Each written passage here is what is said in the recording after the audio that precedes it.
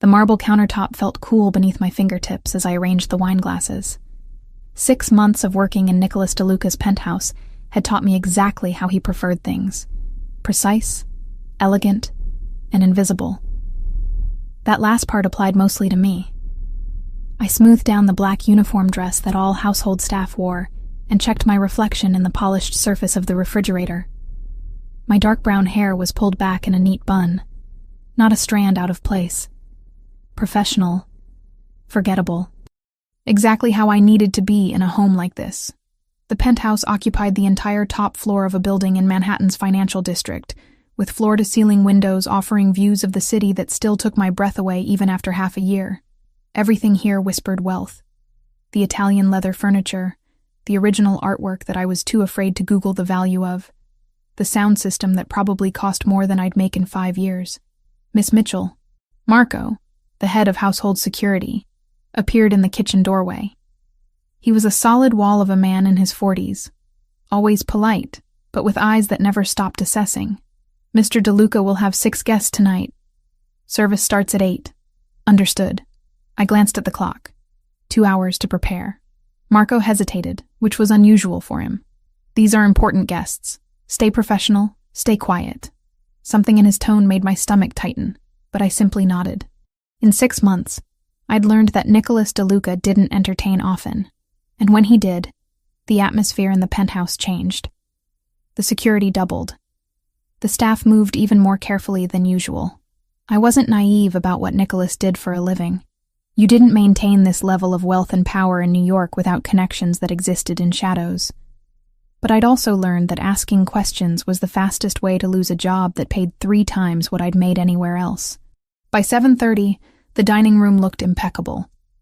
I'd set the table with the black china Nicholas preferred for business dinners, each piece positioned with geometric precision. The wine I'd been instructed to serve was a vintage I couldn't pronounce, each bottle probably worth more than my monthly rent. The guests began arriving just before 8. I stood near the kitchen entrance, hands clasped in front of me, eyes down. 3 men in dark suits entered first, their conversation stopping abruptly when they crossed the threshold. They moved with the controlled awareness of people accustomed to danger. Then Nicholas appeared from his study, and as always, my traitorous heart skipped. He was 32, though he carried himself with the authority of someone much older. Tonight he wore a charcoal suit that emphasized his broad shoulders, his dark hair perfectly styled, his brown eyes sharp as they swept the room. He was handsome in a way that felt almost dangerous, all clean lines and controlled power. I'd spent 6 months trying not to notice these details, trying not to notice the way his jaw tightened when he was thinking, or how his rare smiles transformed his entire face. Trying not to notice him at all. "Gentlemen," Nicholas said, his voice carrying that particular blend of warmth and warning that made people instinctively respect him. "Thank you for coming." The final 2 guests arrived together, and the air in the room shifted. The first was an older man with silver hair and calculating eyes. The second was younger, perhaps 40, with the polished appearance of European wealth. His suit was impeccable, his cologne expensive enough that I could smell it from across the room. "Roberto," Nicholas said, extending his hand to the younger man. "Good to see you." "Nicholas." Roberto Ferraro's accent was distinctly Italian, his smile pleasant, but his eyes cold as they scanned the penthouse. "You have exquisite taste as always." I moved forward to take coats and offer drinks, keeping my movements efficient and my gaze neutral.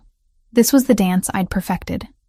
Present enough to serve, invisible enough to be forgotten. "What can I get you to drink?" I asked the group, my voice professionally modulated. The orders came in a blur. Scotch, bourbon, 1 request for sparkling water. I moved to the bar cart to prepare them, acutely aware of the eyes tracking my movements.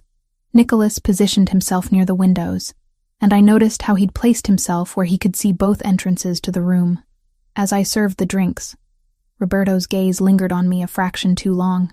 I felt it like a physical touch, assessing and proprietary in a way that made my skin crawl. But I kept my expression neutral, my movements smooth. "Shall we sit?" Nicholas gestured to the dining table. I retreated to the kitchen to bring out the first course, giving the chef's team space to work. Through the swinging door, I could hear the low murmur of conversation, the occasional laugh, business talk, territory negotiations, the verbal chess game of powerful men. When I returned with plates of seared scallops arranged like artwork, the conversation paused. I served from the left, exactly as I'd been trained, starting with the guests and ending with Nicholas. His fingers brushed mine as I set his plate down, the briefest contact that sent an unwelcome jolt through me. I stepped back against the wall, hands clasped, ready to refill wine or clear plates. This was my role. Attentive but unobtrusive, present but not really there. The conversation resumed, shifting between English and what I assumed was Italian. I kept my expression blank, my posture perfect, even as I understood every word of the Italian portions. My grandmother, Nonna Lucia, had raised me speaking both languages after my parents died when I was 7. She'd insisted I stay connected to our heritage, teaching me not just the language but the regional dialect of Naples where she'd been born. It had been 2 years since Nonna passed, and hearing Italian now felt like a knife between my ribs. "The territory south of Canal Street," one of the men was saying in English. "There's been resistance. Resistance can be managed," Nicholas replied, his tone suggesting the conversation was not up for debate. Roberto leaned back in his chair, swirling his wine.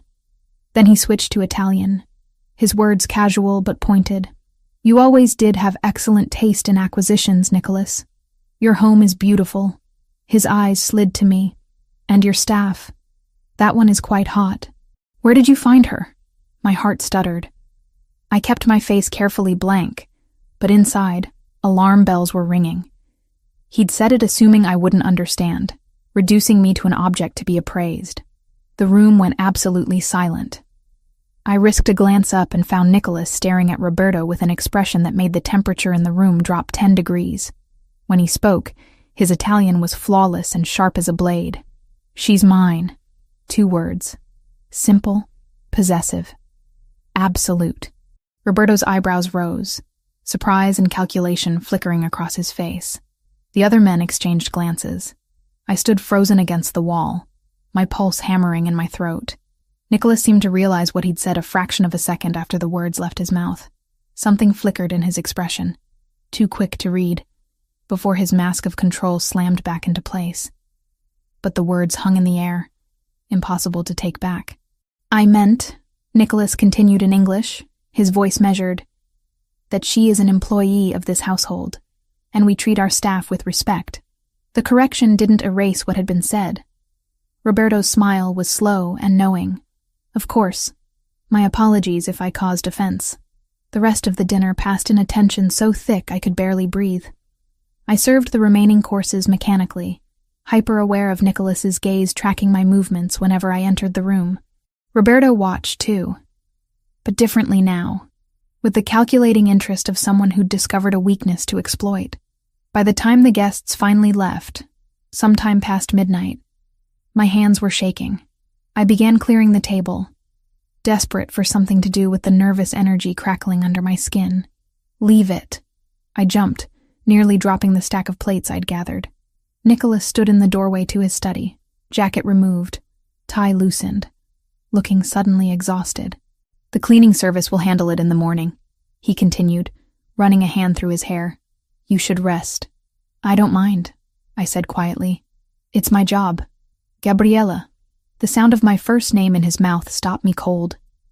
In 6 months, he'd never used it. Always Miss Mitchell, always maintaining that professional distance.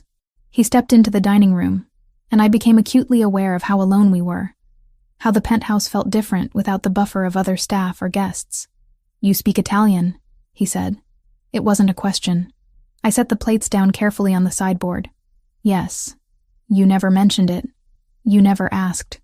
I met his gaze directly, and it wasn't relevant to my job. His brown eyes studied me with an intensity that made my breath catch. "You understood everything Roberto said?" "Yes." "And what I said in response?" My cheeks burned.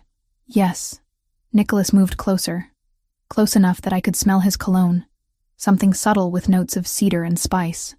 "I apologize if I made you uncomfortable. That was not my intention." "You were defending me," I said quietly, even if the phrasing was possessive. Something shifted in his expression. a crack in that controlled facade. Where did you learn Italian? My grandmother raised me.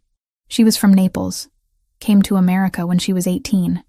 After my parents died, she made sure I grew up knowing where I came from. The language, the culture, the food. My throat tightened. She passed 2 years ago. I'm sorry. And he sounded like he genuinely meant it. We stood there in the dimly lit dining room, the city glittering through the windows behind us. And for the first time in 6 months, Nicholas DeLuca looked at me like I was a person, rather than a fixture of his household. You've worked here for 6 months, he said after a moment. Yes, sir. And I never knew you spoke Italian. Never knew about your grandmother, your parents. He shook his head slightly. I should have asked. I'm not here to burden you with my history. I'm here to do a job. Is that all you are? The question came out softer than I expected. Just someone who does a job? I didn't know how to answer that. Didn't know what he wanted me to say. So I deflected. It's late. I should let you rest. Nicholas nodded slowly, but he didn't move away. Gabriella, about what happened tonight. What Roberto saw. I need you to understand that men like him, they look for leverage. Weaknesses. And you think I'm a weakness? I think, he said carefully, that I reacted in a way that revealed more than I intended. And I'm concerned about what that might mean for you. The weight of his words settled over me. I'd understood the dangerous world he inhabited in abstract terms. But this felt suddenly, terrifyingly concrete. Should I be worried? I asked. No. The word was firm. Absolute. I won't let anything happen to you. I promise you that. I wanted to ask what gave him the right to make such promises. What I'd become to him in the space of one evening that would warrant such protection. But I was exhausted, overwhelmed, and still processing the way my heart had jumped when he'd said, "She's mine," in that tone that brooked no argument. "Good night, Mr. DeLuca," I said, needing distance, needing to think. Nicholas. His voice stopped me as I reached the doorway. When it's just us, you can call me Nicholas. I looked back at him, this powerful man who suddenly seemed less certain, less controlled. Good night, Nicholas. In my small room off the kitchen, I lay awake for hours, replaying every moment of the evening. The way Roberto had looked at me, the way Nicholas had responded, the realization that in 6 months of invisibility, I'd somehow been seen all along, and the terrifying, exhilarating possibility that I wasn't invisible to Nicholas DeLuca at all, that maybe I never had been. 3 days passed before the incident with the glass. I'd been cleaning the windows in Nicholas's study, using the special solution the cleaning service provided for the floor-to-ceiling panels. The afternoon sun streamed through, making the city below shimmer like something out of a dream. I didn't hear the glass picture frame crack until it was too late. My hand jerked back, but not fast enough. Blood welled from a cut across my palm, bright red against my skin. Damn it, I muttered, pressing my other hand against the wound and looking around for something to staunch the bleeding. What happened? Nicholas appeared from his bedroom, laptop in hand. His eyes went immediately to the blood dripping between my fingers. Let me see. It's fine, I said quickly. Just a small cut. I'll clean it up and... Gabriella. He set the laptop down and crossed the room in 3 strides. Let me see. He took my wrist gently, turning my hand palm up to examine the cut. His touch was surprisingly careful, almost tender, and I found myself studying his face as he studied the wound. This close, I could see the faint lines at the corners of his eyes, the precise way he'd shaved that morning, the full curve of his lower lip. It's not deep, he said, but it needs to be cleaned and bandaged properly. Come with me. He led me to the master bathroom, a space of white marble and chrome that I'd cleaned 100 times, but never really occupied. Nicholas guided me to sit on the edge of the bathtub while he retrieved a first aid kit from beneath the sink. This will sting, he warned, before applying antiseptic to the cut. I hissed at the burn, but didn't pull away. Nicholas worked with steady hands, his attention focused entirely on the task. He cleaned the wound thoroughly, applied antibiotic ointment, then wrapped my hand in gauze with surprising skill. Where did you learn to do that? I asked. A ghost of a smile touched his lips. Growing up in my family, you learn to handle injuries. Not all of them can go to hospitals. It was the most he'd ever revealed about his past. and I treasured the information like a secret. There. He secured the bandage with tape. Keep it clean and dry for a few days. But he didn't let go of my hand. We sat there in the marble bathroom, afternoon light streaming through the window, my hand cradled in both of his. When I looked up, I found him watching me with an expression I couldn't quite read. "Thank you," I said softly. Nicholas's thumb brushed across my wrist, just above the bandage, and I felt that touch everywhere. "I don't want you to get hurt." The words felt heavier than they should, weighted with meaning I wasn't ready to examine. "I should get back to work," I whispered, but I didn't move. Neither did he. The week following the incident with Roberto Ferraro, I noticed Nicholas's presence in ways I hadn't before. He'd always been there, of course, but now he seemed to materialize in rooms I was cleaning at odd hours. Morning coffee in the kitchen when I arrived at 6. Afternoon breaks in the library while I dusted shelves. Late evenings in the living room when I finished my shift. At first I thought it was surveillance, that perhaps he didn't trust me after learning I understood Italian. But his demeanor suggested something else entirely. Curiosity, maybe. Or the simple desire for company he'd never allowed himself before. "Do you always work such long hours?" he asked one Tuesday morning, appearing in the kitchen doorway as I prepared his usual espresso. I glanced at the clock. 6:15. "I start at 6, finish around 3 most days." "Why?" "I saw you leaving last night at 11. Heat crept up my neck. I'd hoped no one would notice my evening departures twice a week. I had somewhere to be. Nicholas moved to the breakfast bar, settling onto one of the high-backed stools with the casual grace that seemed inherent to him. Today he wore dark slacks and a white dress shirt, sleeves rolled to his elbows. I tried not to notice the strength in his forearms as he accepted the espresso I slid across the marble. Somewhere? His tone was light, but his brown eyes were sharp. I debated deflecting, but something about the quiet morning intimacy made me honest. "I take classes, twice a week at the community college in Brooklyn." Interest flickered across his face. "What kind of classes?" "Accounting, technical certificate program." I busied myself wiping down the already clean counter. "I'm almost done with the coursework." "Accounting." He sipped his espresso thoughtfully. "That's ambitious. Why accounting?" I shrugged, uncomfortable with the attention. "Numbers make sense. They're predictable. And there's always work for people who can manage finances properly. Have you thought about pursuing a full degree? A 4-year program?" "Eventually, when I can afford it." I rinsed my cloth in the sink, keeping my hands occupied. "The certificate will let me get better jobs, save more. Then maybe in a few years I can think about university." Nicholas set his cup down with a decisive click. "I could arrange that. There are excellent programs in the city, Columbia, NYU. I have connections with both admissions departments." My hand stilled in the water. "Mr. DeLuca." "Nicholas." "Nicholas," I corrected, turning to face him. "That's incredibly generous, but I can't accept that." His brow furrowed slightly. "Why not?" "Because I need to do this myself." I dried my hands on a towel, choosing my words carefully. "I appreciate the offer, truly. But if I let you pay my way through college, I'd always wonder if I actually earned the degree or if it was just another thing someone else gave me." For a long moment, he simply looked at me. Then, unexpectedly, he smiled. Not the polite half-curve I'd seen him offer business associates, but something genuine that transformed his entire face. "You're proud," he said, and it didn't sound like criticism. "I'm practical. There's a difference." "Is there?" He stood, carrying his empty cup to the sink himself, rather than leaving it for me. "I think you're both. Proud and practical. It's a good combination." He left me standing in the kitchen, my heart doing strange things in my chest, wondering what had just shifted between us. The charity event happened 3 weeks later, on a Friday evening when the penthouse transformed into something out of a magazine spread. Staff I'd never seen before materialized to set up bars and buffet stations. A string quartet positioned themselves near the windows. Women in evening gowns and men in tuxedos began arriving around 7. I'd been asked to help serve drinks, moving through the crowd with trays of champagne and carefully balanced appetizers.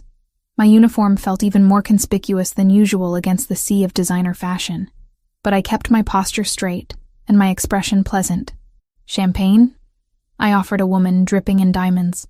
She took a glass without looking at me, continuing her conversation about summer homes in the Hamptons.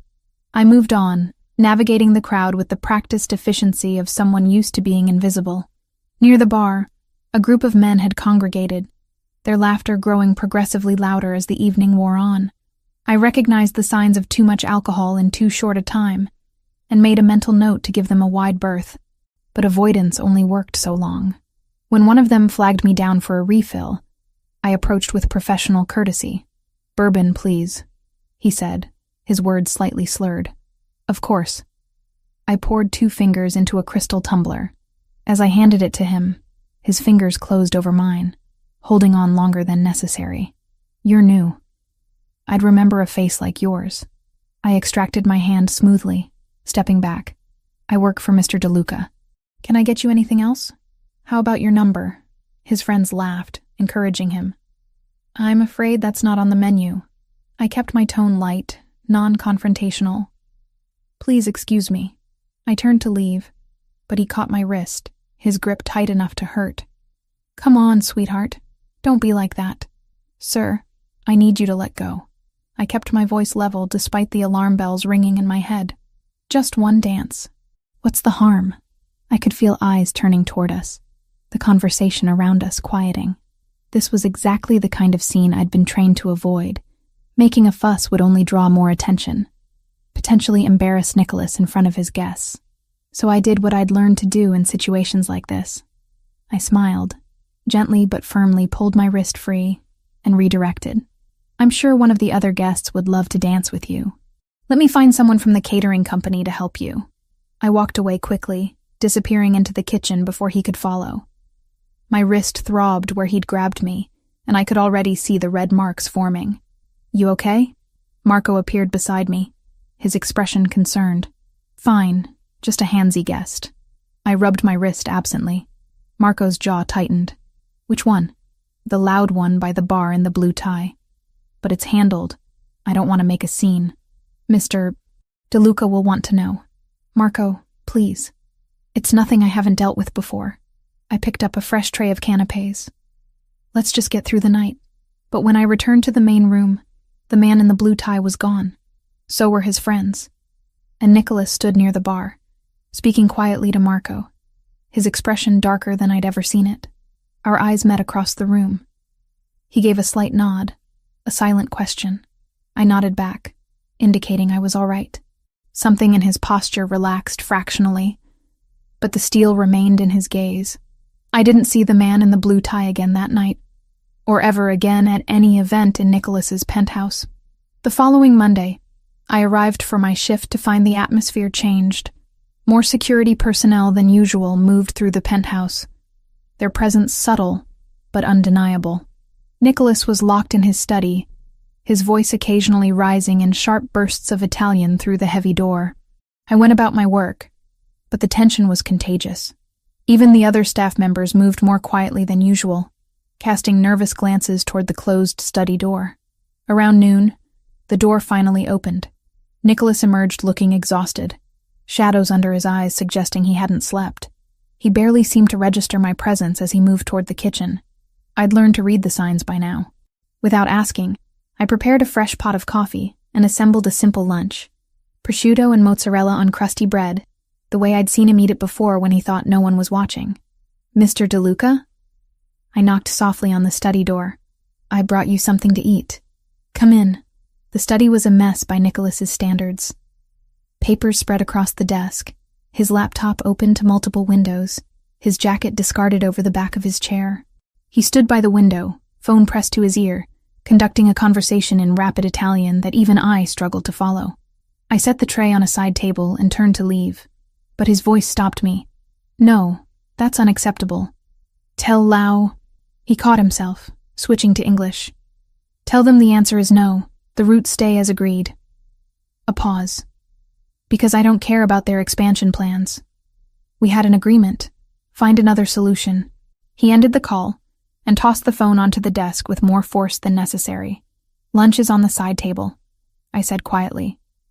"And fresh coffee." Nicholas turned, seeming to really see me for the first time. "Thank you, Gabriella. You didn't have to. You've been in here for hours. Someone needs to make sure you eat." A tired smile crossed his face. "Is that part of your job description now?" "Apparently." I moved toward the door, giving him privacy to eat. "Wait." His voice had lost its harsh edge. "How's your wrist?" "From Friday night." I glanced down at the faint bruise still visible on my skin. "It's fine. Barely noticeable. It shouldn't have happened. In my home, to someone under my employ." He moved closer, his expression troubled. "I'm sorry. You handled it. He's gone. That's more than most employers would do.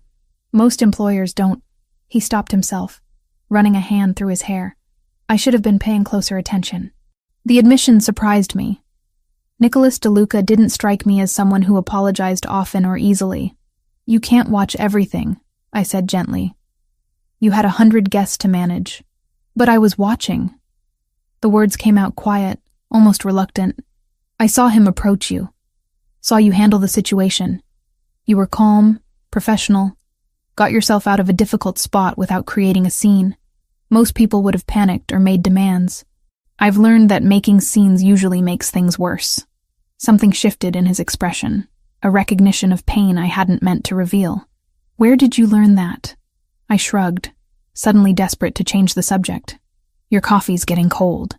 He let me deflect, but the look in his eyes told me he'd filed the information away, adding it to whatever picture of me he was building. Later that week, I was dusting the bookshelves in the library when I heard Nicholas's voice rise in anger from the study. The door was closed, but his words carried. "I don't care what the triad wants. The answer is no." A pause. "Then they can consider it a declaration. I'm not moving my roots to accommodate their expansion." My hand stilled on the leather-bound volume I'd been cleaning. The triad.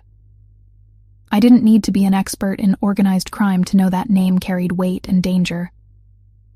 "If they want a territorial dispute, they can have one. But they won't win." Another pause, longer this time. "Fine. Set up the meeting. But it happens on neutral ground, and I bring my own security." The call ended. Silence settled over the penthouse, heavy and ominous. I continued my work, but my mind raced. The tension of the past week suddenly made sense. The increased security, Nicholas's distraction, the late-night phone calls in Italian I'd overheard. He was in the middle of something dangerous, something that could spill over into violence. And I was here, in the center of it, dusting books and pretending I didn't understand the stakes. When I finished the library, I found Nicholas in the living room, staring out at the city with a glass of whiskey in his hand. It was barely 3 p.m. "The shelves are done," I said softly, not wanting to startle him. "Is there anything else you need?" He turned, and for a moment, I saw past the controlled facade to the man underneath. He looked tired, worried, human in a way that made my chest ache. "No, thank you, Gabriella. I should have left. Should have returned to the kitchen and finished my shift." Instead, I heard myself ask, "Are you all right?" The question seemed to surprise him as much as it surprised me. Nicholas DeLuca wasn't someone people worried about. He was the one who controlled things, who handled problems, who never showed weakness. "I'm fine," he said automatically. "You don't look fine." A hint of a smile touched his lips. "Careful. That almost sounds like concern." "Maybe it is." I crossed to where he stood, maintaining a respectful distance but close enough to see the tension in his shoulders. "You don't have to tell me what's wrong. I know that's not my place. But for what it's worth, you look like you could use someone to talk to."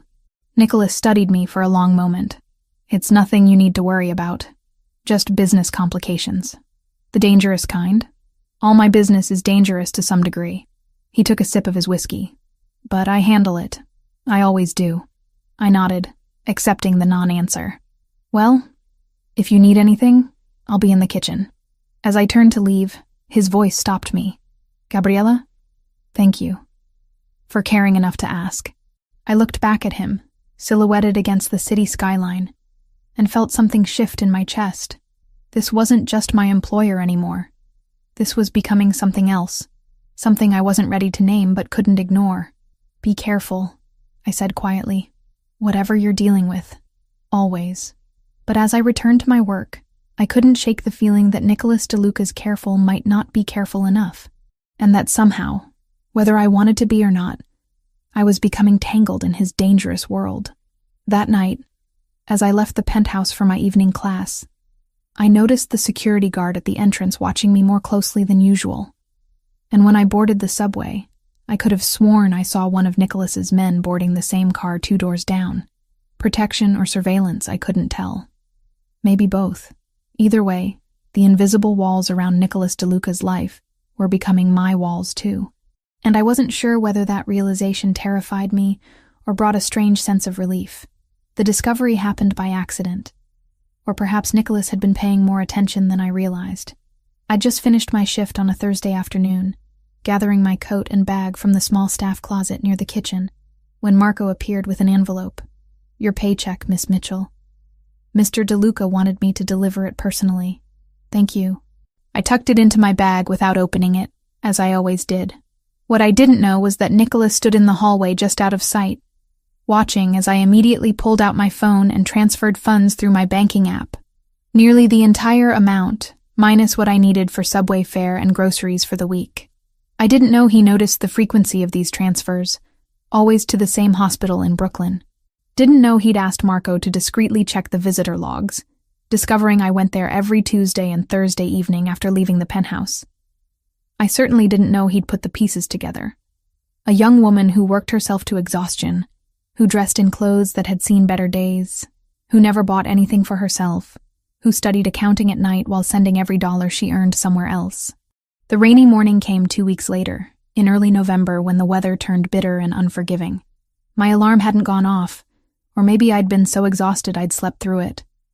Either way, I woke 20 minutes late and had to sprint to catch the bus that would get me to the subway on time. The bus broke down halfway through its route. "Engine trouble," the driver announced apologetically, asking us all to disembark and wait for the next one. In the pouring rain, with no shelter nearby. By the time I finally made it to the penthouse, I was 40 minutes late, soaked through to my skin, and shivering so hard my teeth chattered. Water dripped from my hair, my clothes, forming puddles on the pristine marble floor of the service entrance. "Miss Mitchell?" Marco's eyes widened when he saw me. "What happened?" "Bus broke down. I'm sorry I'm late. It won't happen again." I tried to move past him toward the staff changing room, but he blocked my path. "Mr. DeLuca wants to see you." Now, my stomach dropped.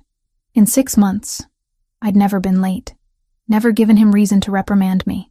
And now, on a day when important meetings were scheduled, I'd failed.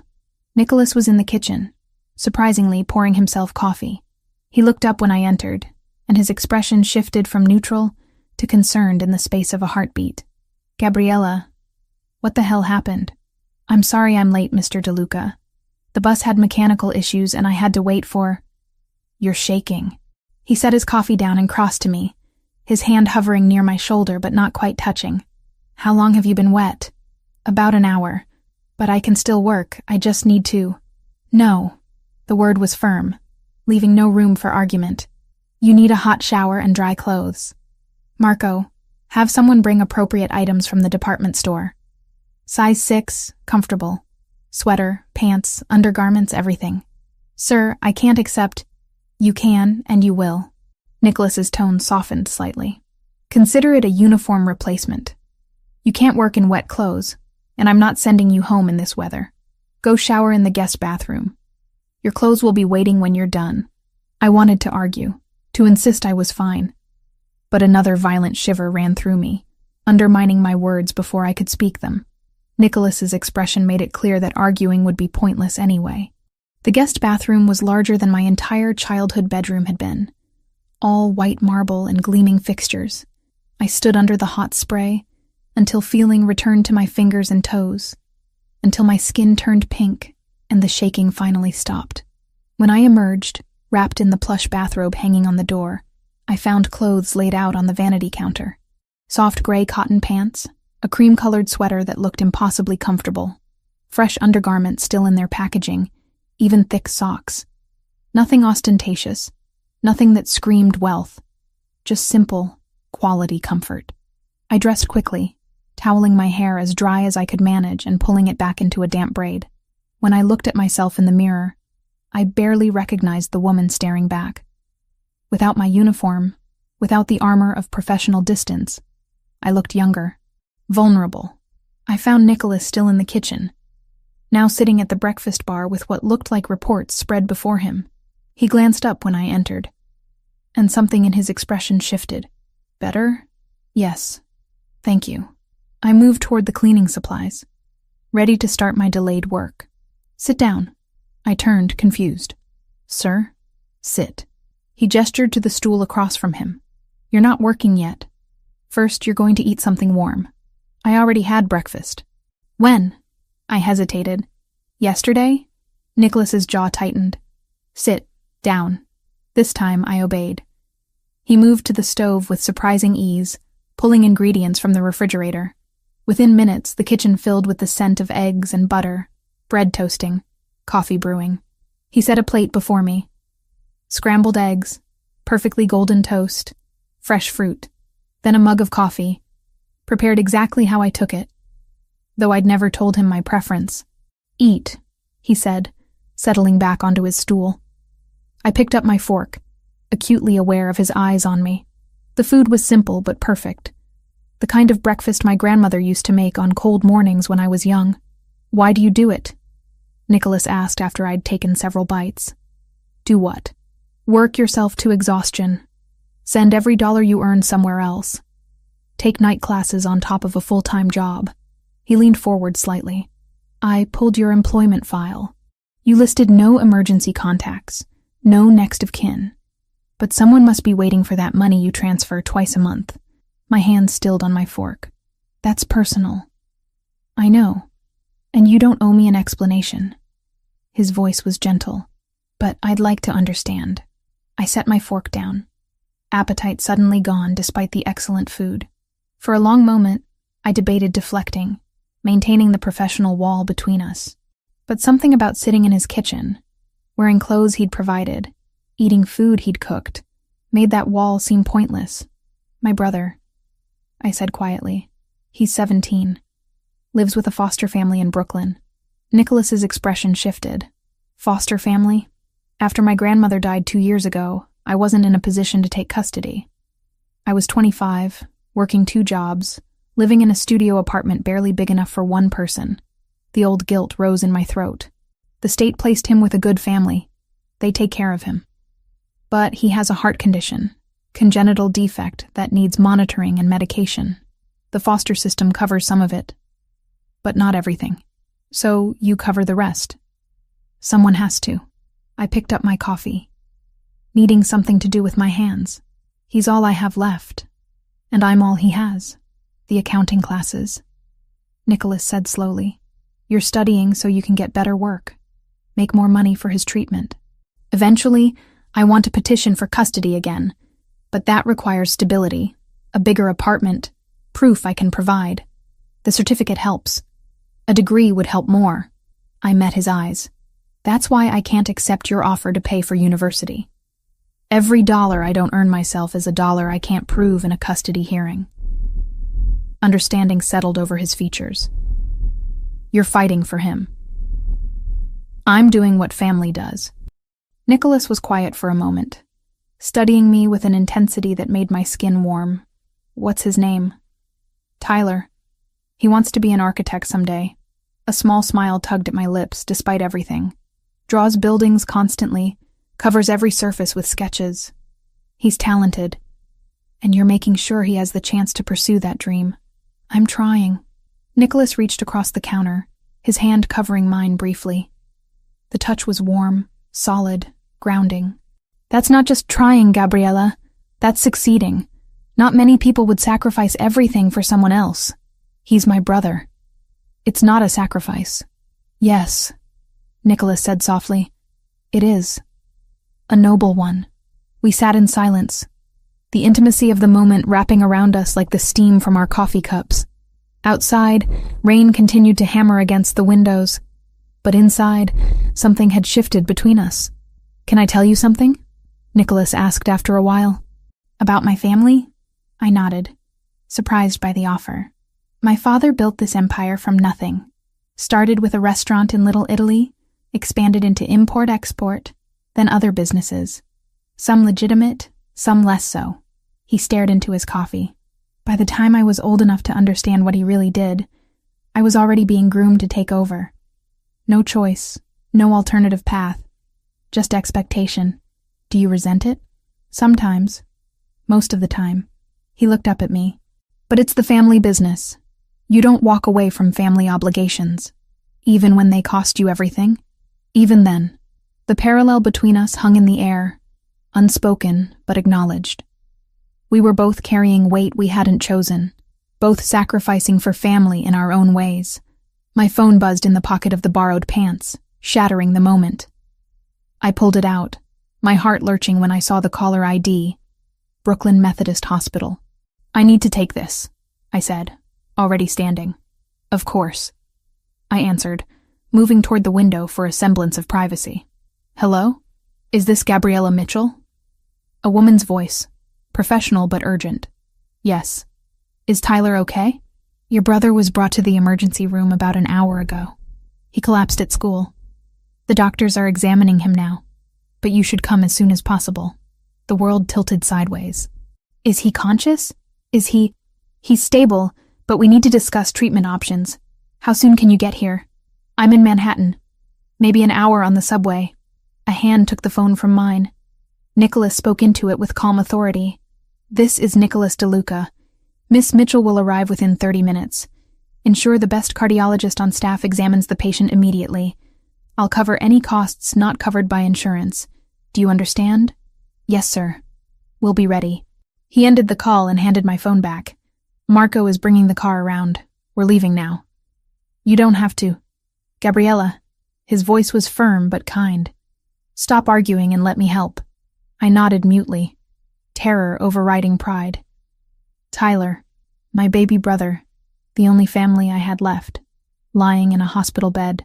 Nicholas guided me toward the private elevator, his hand steady at my back. In the garage, a black sedan waited. Marco already behind the wheel.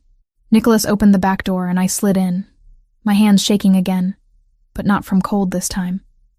He climbed in beside me, close enough that our shoulders touched. Tell me about him. About Tyler. What? I blinked, confused by the request. Tell me about your brother. It'll help pass the time. So I did. I told him about Tyler's obsession with building blocks as a child. How he'd construct elaborate structures and knock them down just to start again. How he'd cried at our grandmother's funeral, but insisted on being strong for me. How he drew my face over and over in different architectural styles, turning my features into buildings and bridges. Nicholas listened without interrupting, his presence solid and grounding beside me. When my voice cracked talking about the last time I'd visited Tyler, just 3 days ago when he'd seemed fine, Nicholas's hand found mine and squeezed. Brooklyn Methodist Hospital rose before us, all concrete and glass and fluorescent lighting. Nicholas had the door open before the car fully stopped, guiding me through the emergency entrance with the confidence of someone who'd navigated hospitals before. Gabriella Mitchell, I told the reception desk, my voice stronger than I felt. My brother Tyler Mitchell was brought in. Yes, Miss Mitchell. Follow me, please.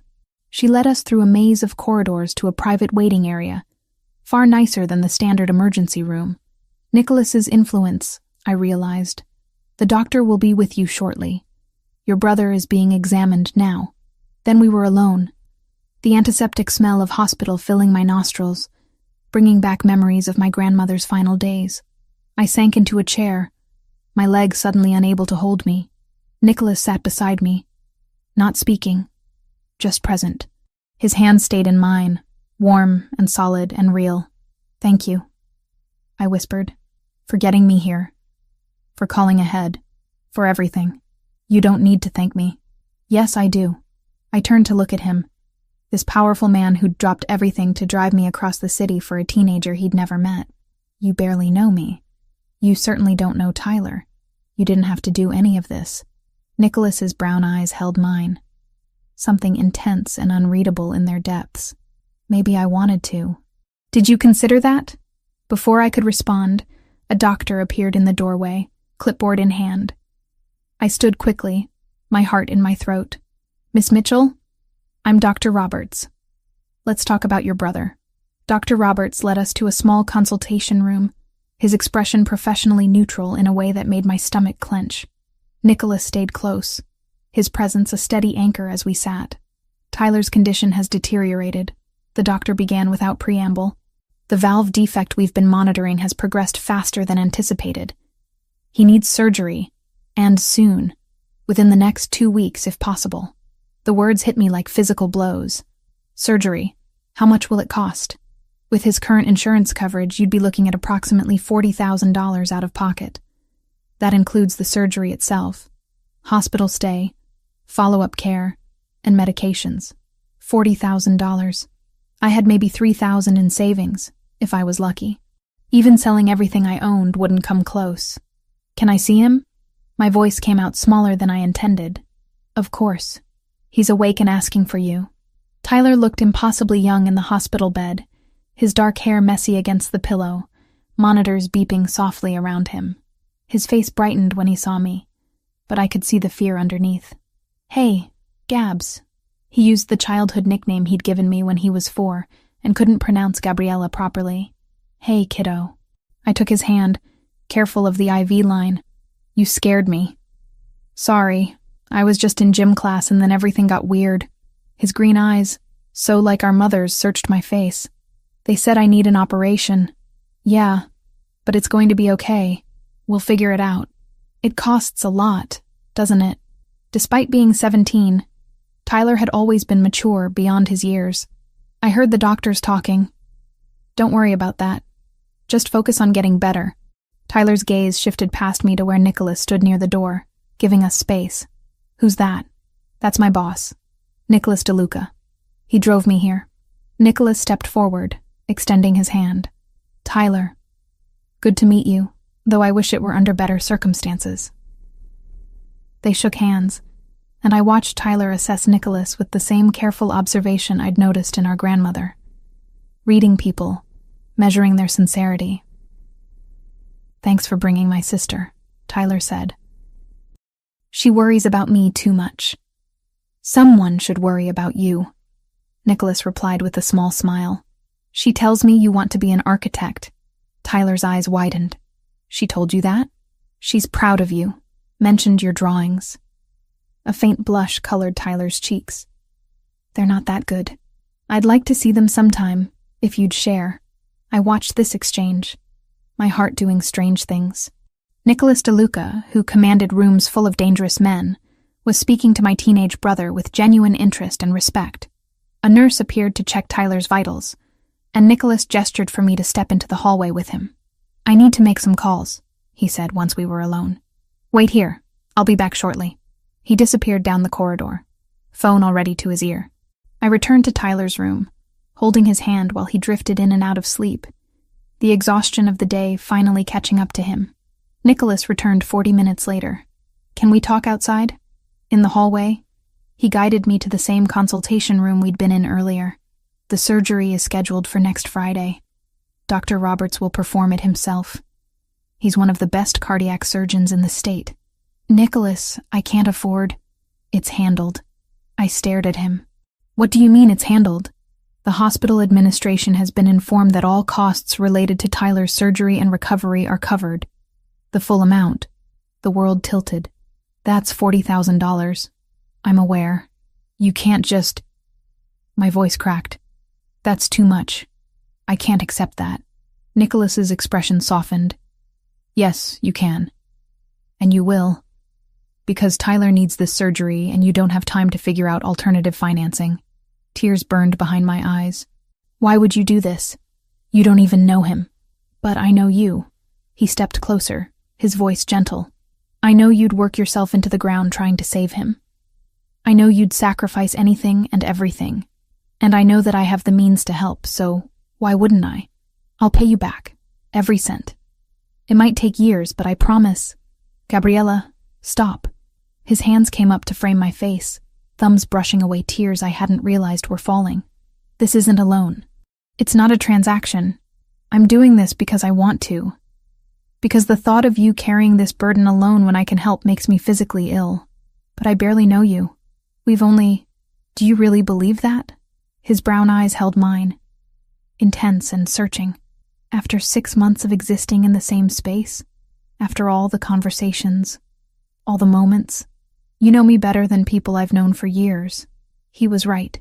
Somehow, in the quiet intimacy of early morning coffees and late-night conversations, in the way he'd learned how I took my coffee and I'd learned when he needed silence versus company, we'd built something real. Thank you, I whispered, fresh tears streaming down my face. Thank you so much. I don't know how to... Nicholas pulled me into his arms and I let myself break, sobbing against his chest while he held me steady. His hand stroked my hair, his voice murmuring soothing words I couldn't quite make out over my own crying. When I finally pulled back, mortified by the wet spot I'd left on his expensive shirt, he just smiled and handed me a handkerchief. Better? Yes. Sorry about your shirt. I have others. He checked his watch. It's almost 7. Have you eaten anything since breakfast? I shook my head. Come on, let's get you some real food. We found a diner 3 blocks from the hospital, the kind of place with cracked vinyl booths and coffee that came in endless refills. It was so far removed from Nicholas's usual world that I almost laughed. What? He asked, sliding into the booth across from me. This doesn't seem like your kind of place. You'd be surprised. I grew up eating at places like this. He picked up the laminated menu. My father believed in staying connected to regular people. Said it kept you humble. A tired waitress took our orders. Burger and fries for me, the same for Nicholas. When the food arrived, we ate in comfortable silence, the kind that felt natural rather than awkward. Tell me more about Tyler, Nicholas said eventually.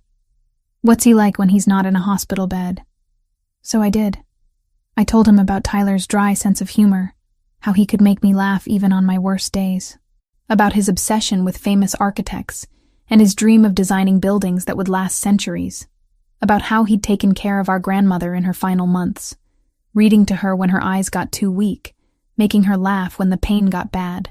He sounds remarkable, Nicholas said. He is. He deserves a future. A real one. Not cut short because his heart doesn't work right. He'll have one. I promise you that. We returned to the hospital to say goodnight to Tyler, who was sleeping peacefully. The foster family had been notified and would visit in the morning. Nicholas offered to drive me home, but I declined. I'm taking the subway. It's faster this time of night. Gabriella, it's after 9. I'm not letting you take the subway alone. I do it all the time. Not tonight. Marco can drive us both. Too exhausted to argue, I agreed. The car ride back to Manhattan was quiet, my head resting against the window, watching the city lights blur past. When we pulled up to my building in Queens, a modest walk-up in a neighborhood that was safe but far from glamorous, Nicholas insisted on walking me to my door. 3rd floor, I said, leading him up the narrow stairwell. My apartment was tiny, barely 300 square feet, with a kitchenette, a bathroom, and a main room that served as bedroom and living area. I'd kept it clean and organized, but there was no hiding how small and sparse it was. Nicholas didn't comment on the size or the worn furniture or the cracks in the ceiling. He simply said, "It's nice. Very you. You mean small and cramped?" "I mean efficient and carefully maintained. You make the most of what you have." I set my bag down, suddenly aware of how intimate it felt having him in my personal space. "Thank you again. For everything today. I don't know how I'll ever..."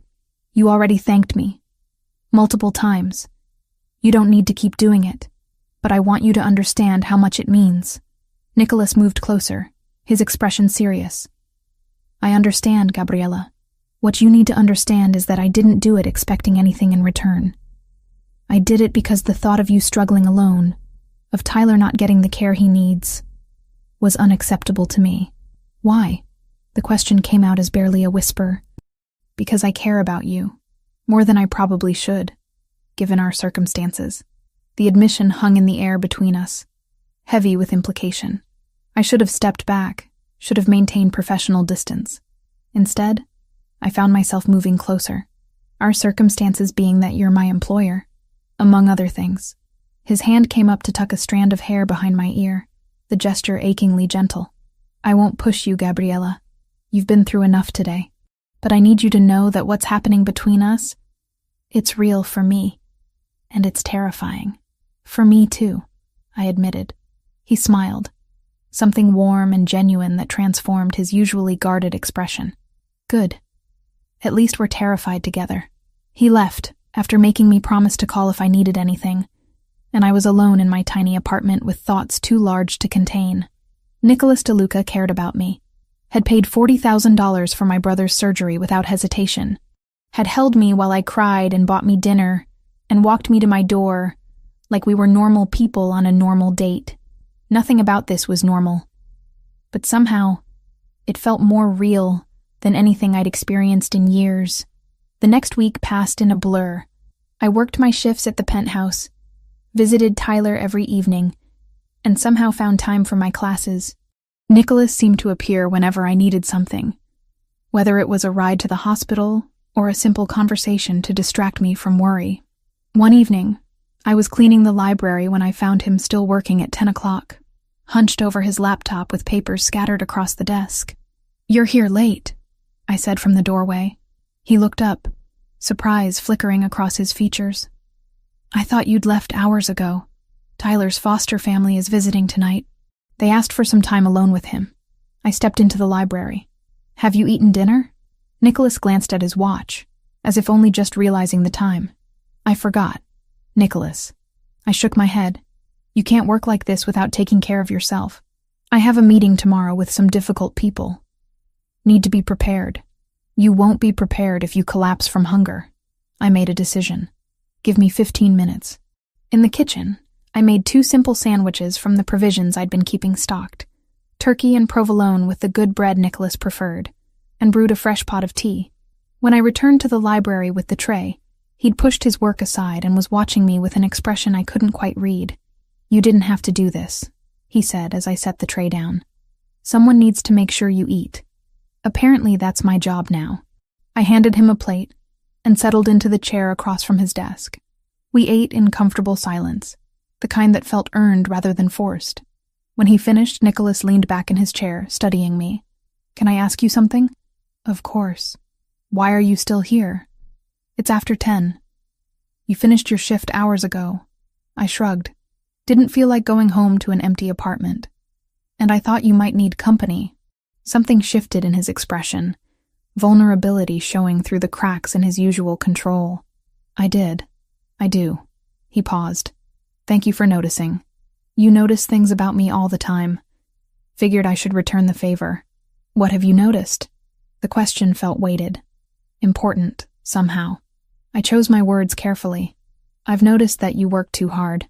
That you carry everything alone because you think that's what strength looks like. That you pretend food doesn't matter, but you have strong preferences about how things are prepared. That you're kinder than you let most people see." Nicholas was quiet for a long moment. No one's ever said anything like that to me before. Then no one's been paying attention. We talked until almost midnight, about nothing and everything. Books we'd read, places we'd traveled or wanted to travel, childhood memories both good and painful.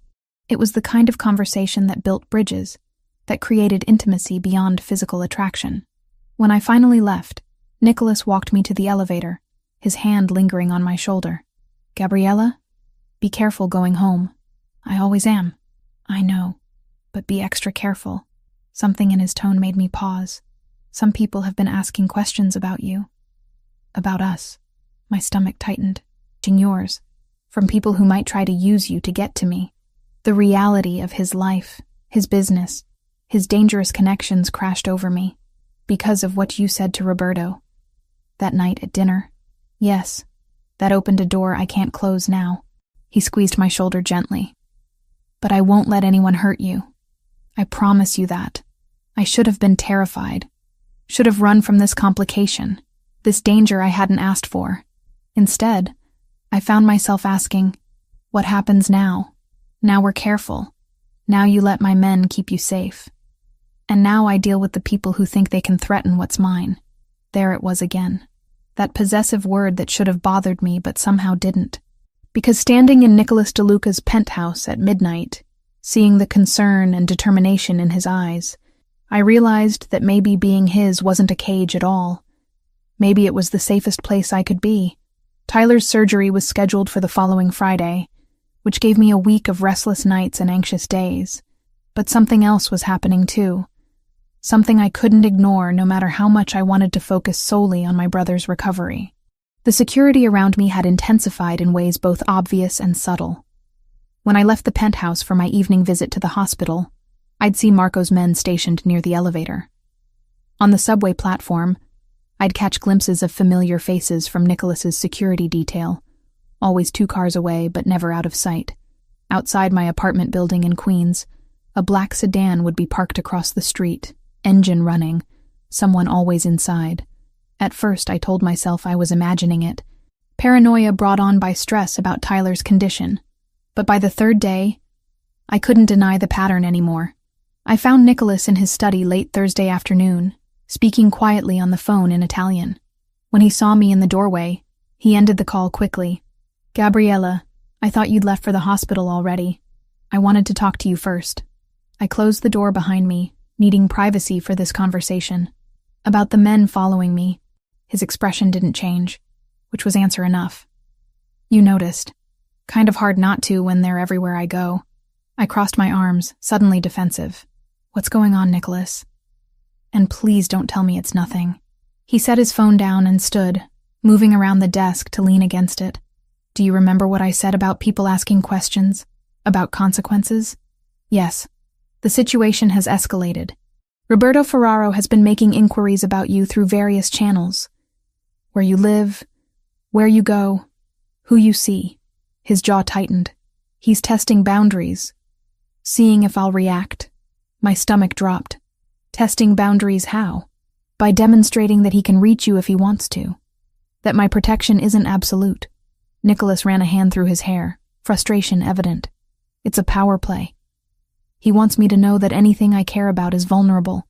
The clinical way he explained it didn't match the fear coursing through me. So what does that mean for me? Am I in actual danger? Not if I can help it. That's why the security detail. He moved closer, his voice softening. "I won't let anything happen to you, Gabriella. But I need you to be smart about this. No taking different routes home. No going places alone. No deviating from your normal routine without telling Marco first." The rules felt suffocating, even as I understood their necessity. "This is because of what you said that night. Because you claimed me in front of him." "Yes, and I don't regret it." His brown eyes held mine, fierce and certain. "But I do regret that it put you at risk. I should have been angry. Should have blamed him for dragging me into his dangerous world. Instead, I found myself asking, what do we do now?" Nicholas seemed surprised by the question, or maybe by the "we" in it. "I have a proposal, but I need you to hear me out before you decide." "Okay. Move into the penthouse, temporarily." He held up a hand when I started to protest. "Not as an employee. There's a guest suite in the private wing, completely separate from the main living areas. You'd have your own space, your own entrance, but you'd be protected. The building has security that rivals most government facilities." The suggestion was logical, even practical, but it also felt like crossing a line we couldn't uncross. "Nicholas, I can't just abandon my apartment and move in here." "Why not? You spend most of your time here anyway, and the rest at the hospital or in class. Your apartment in Queens is isolated, difficult to secure. Here, you'd be safe. Here, I'd be dependent on you for everything." "No." His voice was firm. "You'd be accepting protection while maintaining your independence. Keep working if you want, though you don't have to. Continue your classes. Visit Tyler every day. Nothing about your life changes except the address where you sleep."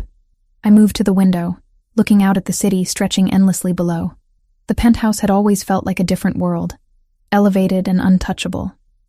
Moving here would mean stepping fully into Nicholas's life, into his world of wealth and danger and complicated loyalties. "What about after?" I asked quietly. "When the threat passes? When Roberto moves on to other targets? Do I just move back to my tiny apartment and pretend none of this happened?" Nicholas's reflection appeared in the glass beside mine. "Is that what you want? To pretend this hasn't happened?" I turned to face him. "I don't know what I want."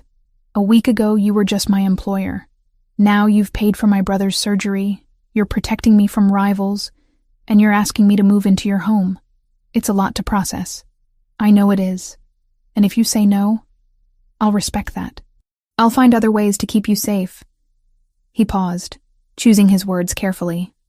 But I'd prefer you here, where I know you're protected, where I can... He stopped, something vulnerable crossing his features. Where I can see that you're okay. The admission cost him something, I could tell. Nicholas DeLuca didn't admit to caring easily, didn't show weakness or attachment. But he was showing it now, to me. If I agree, I said slowly, I need conditions. Name them. I keep my job. I still work my normal shifts, still help with household tasks. I'm not going to live here like a guest while everyone else works around me. Agreed. I continue my classes, both the ones I'm taking now and the hospital volunteer program I started last week. His eyebrows rose slightly.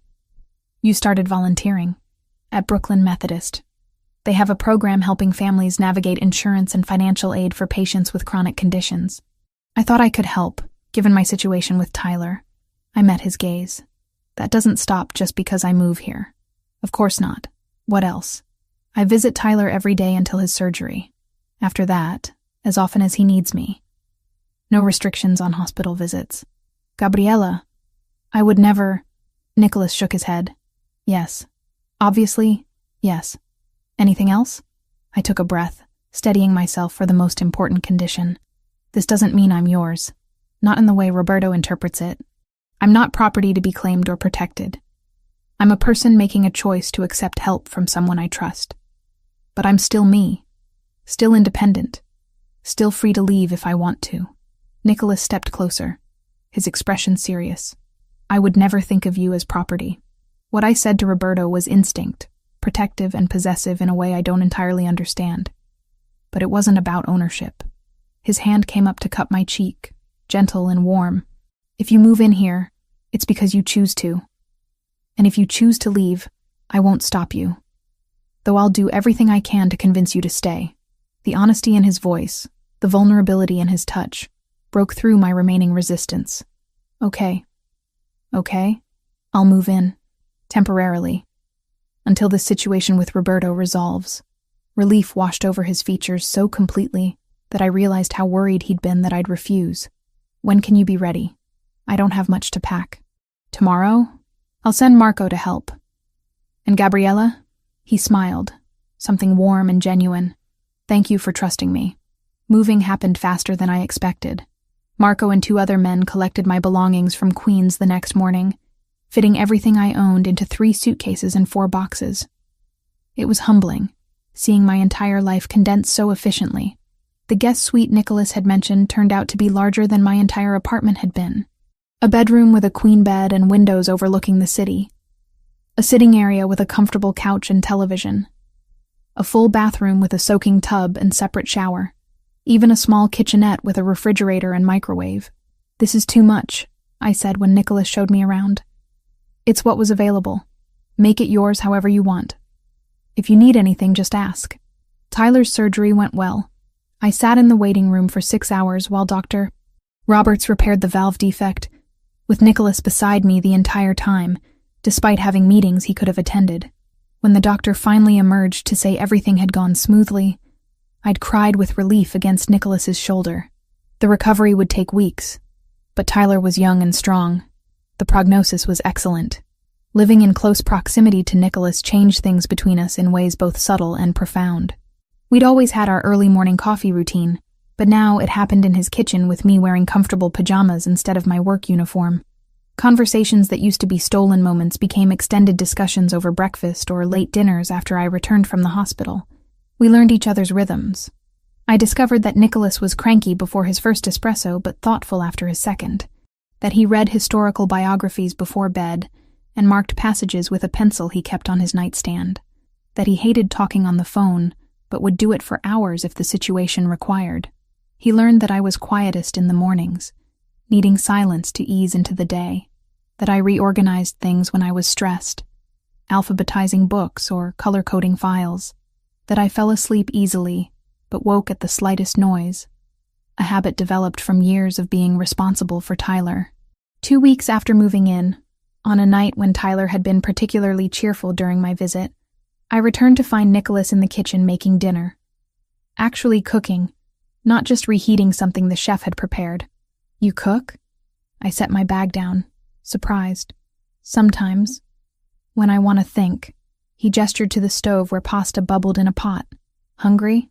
"Starving. The hospital cafeteria is terrible."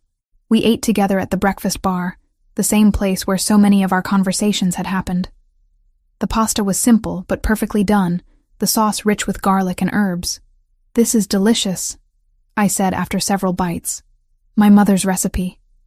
One of the few things she taught me before." He stopped, something painful flickering across his face. "Before what?" "Before she left. I was 12. He set his fork down. She couldn't handle my father's life anymore. The danger, the lies, the constant worry. One day she was just gone." I reached across to cover his hand with mine. "I'm sorry. It was a long time ago." But his fingers curled around mine, holding on. "She writes sometimes. Birthday cards, Christmas. Always with a return address somewhere warm. Florida, Arizona, California. She moves a lot. Do you ever visit her?" "No. She made her choice to leave. I made mine to stay." His thumb brushed across my knuckles. "Family obligations, remember?" We sat like that, hands linked across the counter, the weight of our respective responsibilities hanging between us. Then Nicholas said quietly, "I think about you constantly." My breath caught. "What?" "Every meeting I'm in, every phone call, every decision I make. Part of my mind is always wondering where you are, if you're safe, if you've eaten, if you're happy." His brown eyes met mine, vulnerable in a way I'd never seen. "It's distracting. It's dangerous given my line of work. And I don't care." My heart hammered against my ribs. "Nicholas, you don't have to say anything. I just needed you to know that this isn't casual for me. That you're not just someone I'm protecting, or someone who works for me." He squeezed my hand gently. "You're important. To me. In ways I'm still trying to understand." I should have been scared by the intensity of his admission. Should have pulled back, maintained distance. Instead, I found myself saying, "I feel it too. This thing between us. But I'm terrified it's just circumstance. Proximity and gratitude and the crisis with Tyler making everything feel more intense than it really is. And if it's not? If this is real? Then I'm still terrified." I met his gaze. "Because your world is dangerous, and mine is simple. And I don't know how those two things fit together without one destroying the other." Nicholas stood, moving around the counter until he was beside me. "What if we stop overthinking it? Stop trying to figure out how it works and just let it be what it is." "And what is it?" His hand came up to tuck hair behind my ear, the gesture achingly familiar now. "Something worth exploring. Something that makes me feel alive in ways I haven't in years." I stood too, closing the small distance between us. "I don't want to be just a distraction. Something that pulls your focus when you need to be sharp." "You're not a distraction, Gabriella. You're the reason I want to be better. To build something beyond what my father left me." His other hand found my waist. "Let me try. Let us try." The kiss happened naturally, inevitably, like something that had been building for months and finally found release. His lips were soft against mine, questioning at first, then deepening when I responded. My hands slid up his chest to his shoulders, feeling the strength there, the controlled power that he kept so carefully leashed. When we finally broke apart, both breathing hard, Nicholas rested his forehead against mine. "Was that okay?" I laughed, giddy and relieved and more certain than I'd been about anything in months. "Yes, very okay." "Good. Because I've wanted to do that since the night you answered that phone call in Italian." We stayed like that, wrapped in each other in the kitchen where so much of our relationship had developed, and I let myself believe that maybe this impossible thing between us could work after all. Tyler's recovery progressed better than the doctors had anticipated. 2 weeks after surgery, he was cleared to go home with the foster family, under strict instructions about rest and follow-up appointments. The relief I felt watching him walk out of Brooklyn Methodist under his own power, color returned to his cheeks, was profound enough to bring tears. "Stop crying, Gabs," he said, embarrassed but smiling. "I'm fine now. I know. I'm just happy." I hugged him carefully, mindful of his healing chest. "You scared me. I know. Sorry about that." He pulled back to look at me seriously. "Thank Nicholas for me. The foster parents told me what he did, what the surgery would have cost. I owe him everything. You don't owe him anything. Just focus on getting stronger." But Tyler was right. We both owed Nicholas more than we could ever repay. Not just the money, though that was staggering, but the speed with which he'd mobilized resources, the quality of care he'd ensured, the way he'd treated my teenage brother with genuine respect, rather than condescending charity. With Tyler on the mend, I could finally focus on other aspects of my life that had been neglected during the crisis. The twice-monthly shifts I'd been picking up at the small cafe in Brooklyn, a leftover from before I'd gotten the full-time position at the penthouse, had become impossible to maintain. I'd been calling out constantly, and the owner, while sympathetic, needed reliable help. "I need to give my notice at the cafe," I told Nicholas one morning over coffee. "It's not fair to them to keep a position I can't fill." He looked up from his tablet. "You've been working 2 jobs this entire time? Just occasional shifts. A few hours twice a month when they needed extra hands during rush periods." I sipped my espresso. It was extra money for Tyler's medications. But now, with the surgery handled and him recovering, I don't need it anymore. Nicholas set his tablet down, his expression thoughtful. "The work you do here, it's more than what we initially agreed upon. You've essentially been managing the entire household staff coordination, not just cleaning. I don't mind. I like staying busy. That's not the point. The point is you're undercompensated for what you actually do." He pulled out his phone, typed something quickly. "I'm increasing your salary, effective immediately. It should more than cover what you were making at the cafe." "Nicholas, you don't have to—" "Yes, I do. This isn't charity, Gabriella. This is paying you what you're worth." His brown eyes were serious. "Between managing staff schedules, handling vendor relationships, and maintaining this place, you do the work of a house manager. You should be compensated accordingly." The increase he showed me on his phone made my eyes widen.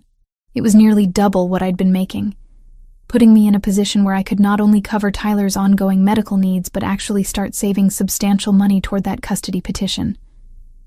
"Thank you," I said quietly. "This means more than you know." "I do know. That's why I'm doing it." That same week, the atmosphere in the penthouse shifted again. More meetings behind closed doors, more tense phone conversations in Italian that I tried not to overhear. Nicholas's jaw was constantly tight, his shoulders carrying visible tension. "What's happening?" I asked one evening after a particularly heated call. "Territory disputes, getting more complicated." He rubbed his temples. "The triad is pushing from the east. Roberto's people are testing boundaries from the south. It's a coordinated pressure campaign." "What does that mean for you?" "It means I need to go to Chicago. There's a commission meeting, all the major families. We need to establish clear boundaries before this escalates into something worse." My stomach tightened. "How long will you be gone?" 4 days, maybe 5. He moved closer, his hand finding mine. "I don't want to leave you.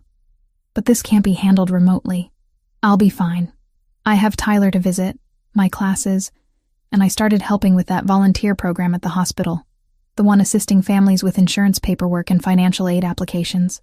Interest flickered in his eyes. "When did you start that?" "Last week. The hospital administrator mentioned they needed volunteers who understood the system, who'd been through it themselves." I shrugged.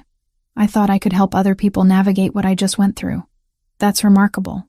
His thumb brushed across my knuckles. "Most people who've been through trauma want nothing to do with it afterward. You're turning it into something positive. I had help getting through it. Not everyone does.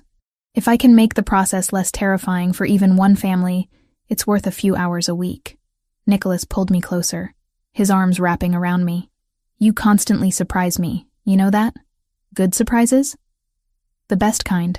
He left for Chicago on a Tuesday morning, after extracting promises that I'd check in with Marco daily and wouldn't deviate from my established routine. The penthouse felt different without him, larger and emptier, despite the presence of household staff. I threw myself into structure. Morning shift, managing household operations. Afternoon classes at the community college where I was finishing my last 2 certificate requirements. Early evening visits to Tyler, who was recovering remarkably well. Late evening volunteer hours at Brooklyn Methodist helping families navigate the labyrinth of medical billing and insurance claims. The routine helped, kept me from thinking too much about Nicholas in Chicago dealing with dangerous people, from worrying about the territorial disputes he'd mentioned, from missing him with an intensity that surprised me. Thursday afternoon, I was leaving the hospital after a volunteer shift when a man approached me in the parking garage. He was in his 40s, expensively dressed, with the polished appearance of a businessman. Nothing overtly threatening about him except the deliberate way he positioned himself between me and my path to the exit. Miss Mitchell? Gabriella Mitchell?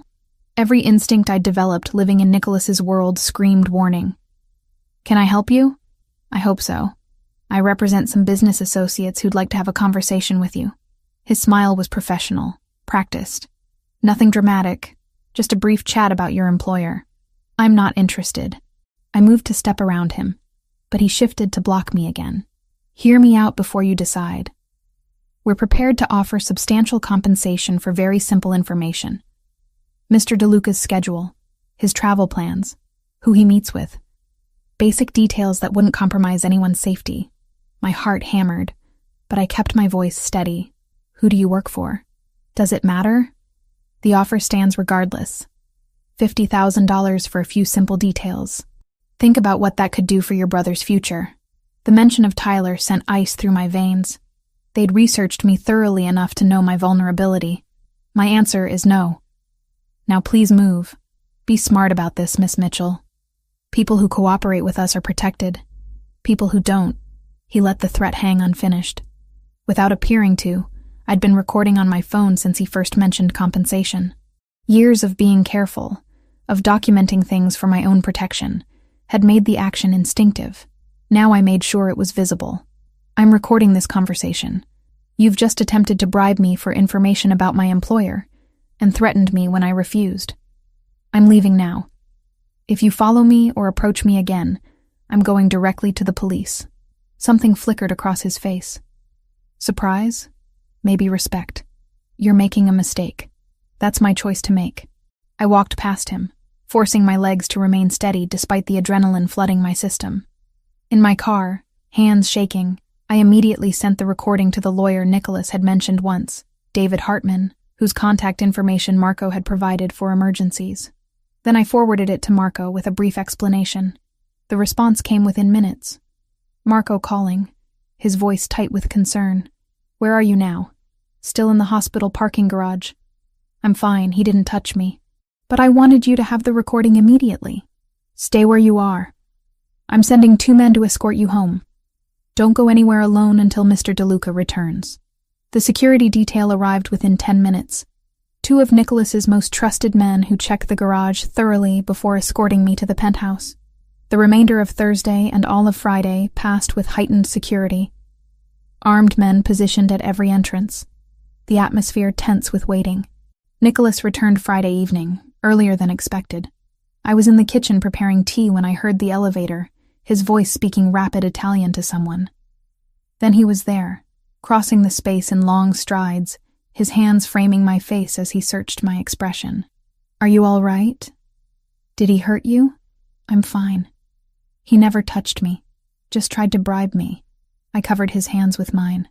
I recorded everything and sent it to David and Marco immediately. I know. I heard the recording.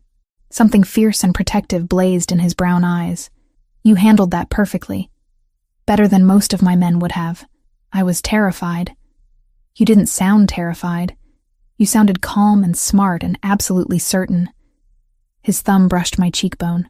Do you know what he was offering? $50,000. Most people would have at least pretended to consider it, bought themselves time to think. You refused immediately. Of course I did. I'm not going to betray you for money. Why not? The question was genuine, curious. I'm not your family. We've known each other a few months. $50,000 could change your life. I pulled back slightly, studying his face. Do you really not know? Know what? That you matter to me.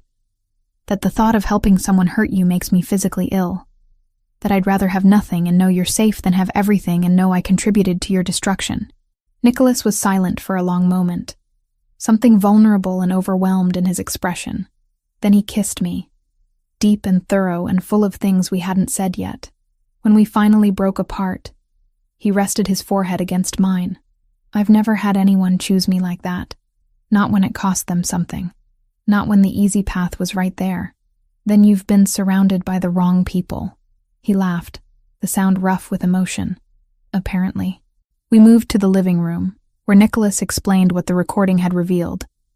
The man was a known intermediary for Roberto Ferraro, confirming that the approach had been coordinated from the top. The fact that I'd recorded everything and reported it immediately had given Nicholas leverage, proof of Roberto's boundary violations that could be used with the commission. This actually helps, Nicholas said, laptop open on the coffee table showing messages from his Chicago meetings. Roberto's been claiming he respects the established protocols. This proves otherwise. So what happens now? Now I use this to force a formal mediation. He was right. In the weeks that followed, Chicago stopped being an abstract threat and turned into conference rooms, closed doors, and too many cups of coffee. The commission listened to the recording not as gossip, but as evidence. By the time they were finished, Roberto had been pushed back from several of the borders he'd been pressing, and the triad had formal constraints written into the new agreements. It wasn't peace, and it didn't magically turn Nicholas into a saint, but it redrew the map in a way that gave us room to breathe. Everyone watching understood that if they wanted to come for the pieces of the city tied to our foundation, they'd have to do it in the open, not through back corridors and parking garage threats. Roberto can't play innocent when there's documented evidence of him attempting to compromise my household security. He closed the laptop. It'll take time to resolve completely, but the immediate threat should decrease. Should? Nothing's certain in my world, Gabriella. You know that now. He pulled me closer on the couch. But I can promise you this. Anyone who comes near you again will regret it. The possessive protectiveness should have bothered me, should have felt like another cage. Instead, it felt like safety, like someone finally standing between me and the dangers I'd always faced alone. I need to tell you something, I said quietly, about why I wasn't even tempted by the money. You don't have to explain. I want to. I took his hand, lacing our fingers together. When I was with my last boyfriend, before I came to New York, he used to test me like that. Offer me things, money or gifts, or help with Tyler, but always with strings attached. Always with the understanding that I owed him something in return. By the time I realized what was happening, I was so tangled up in debt and obligation that leaving seemed impossible.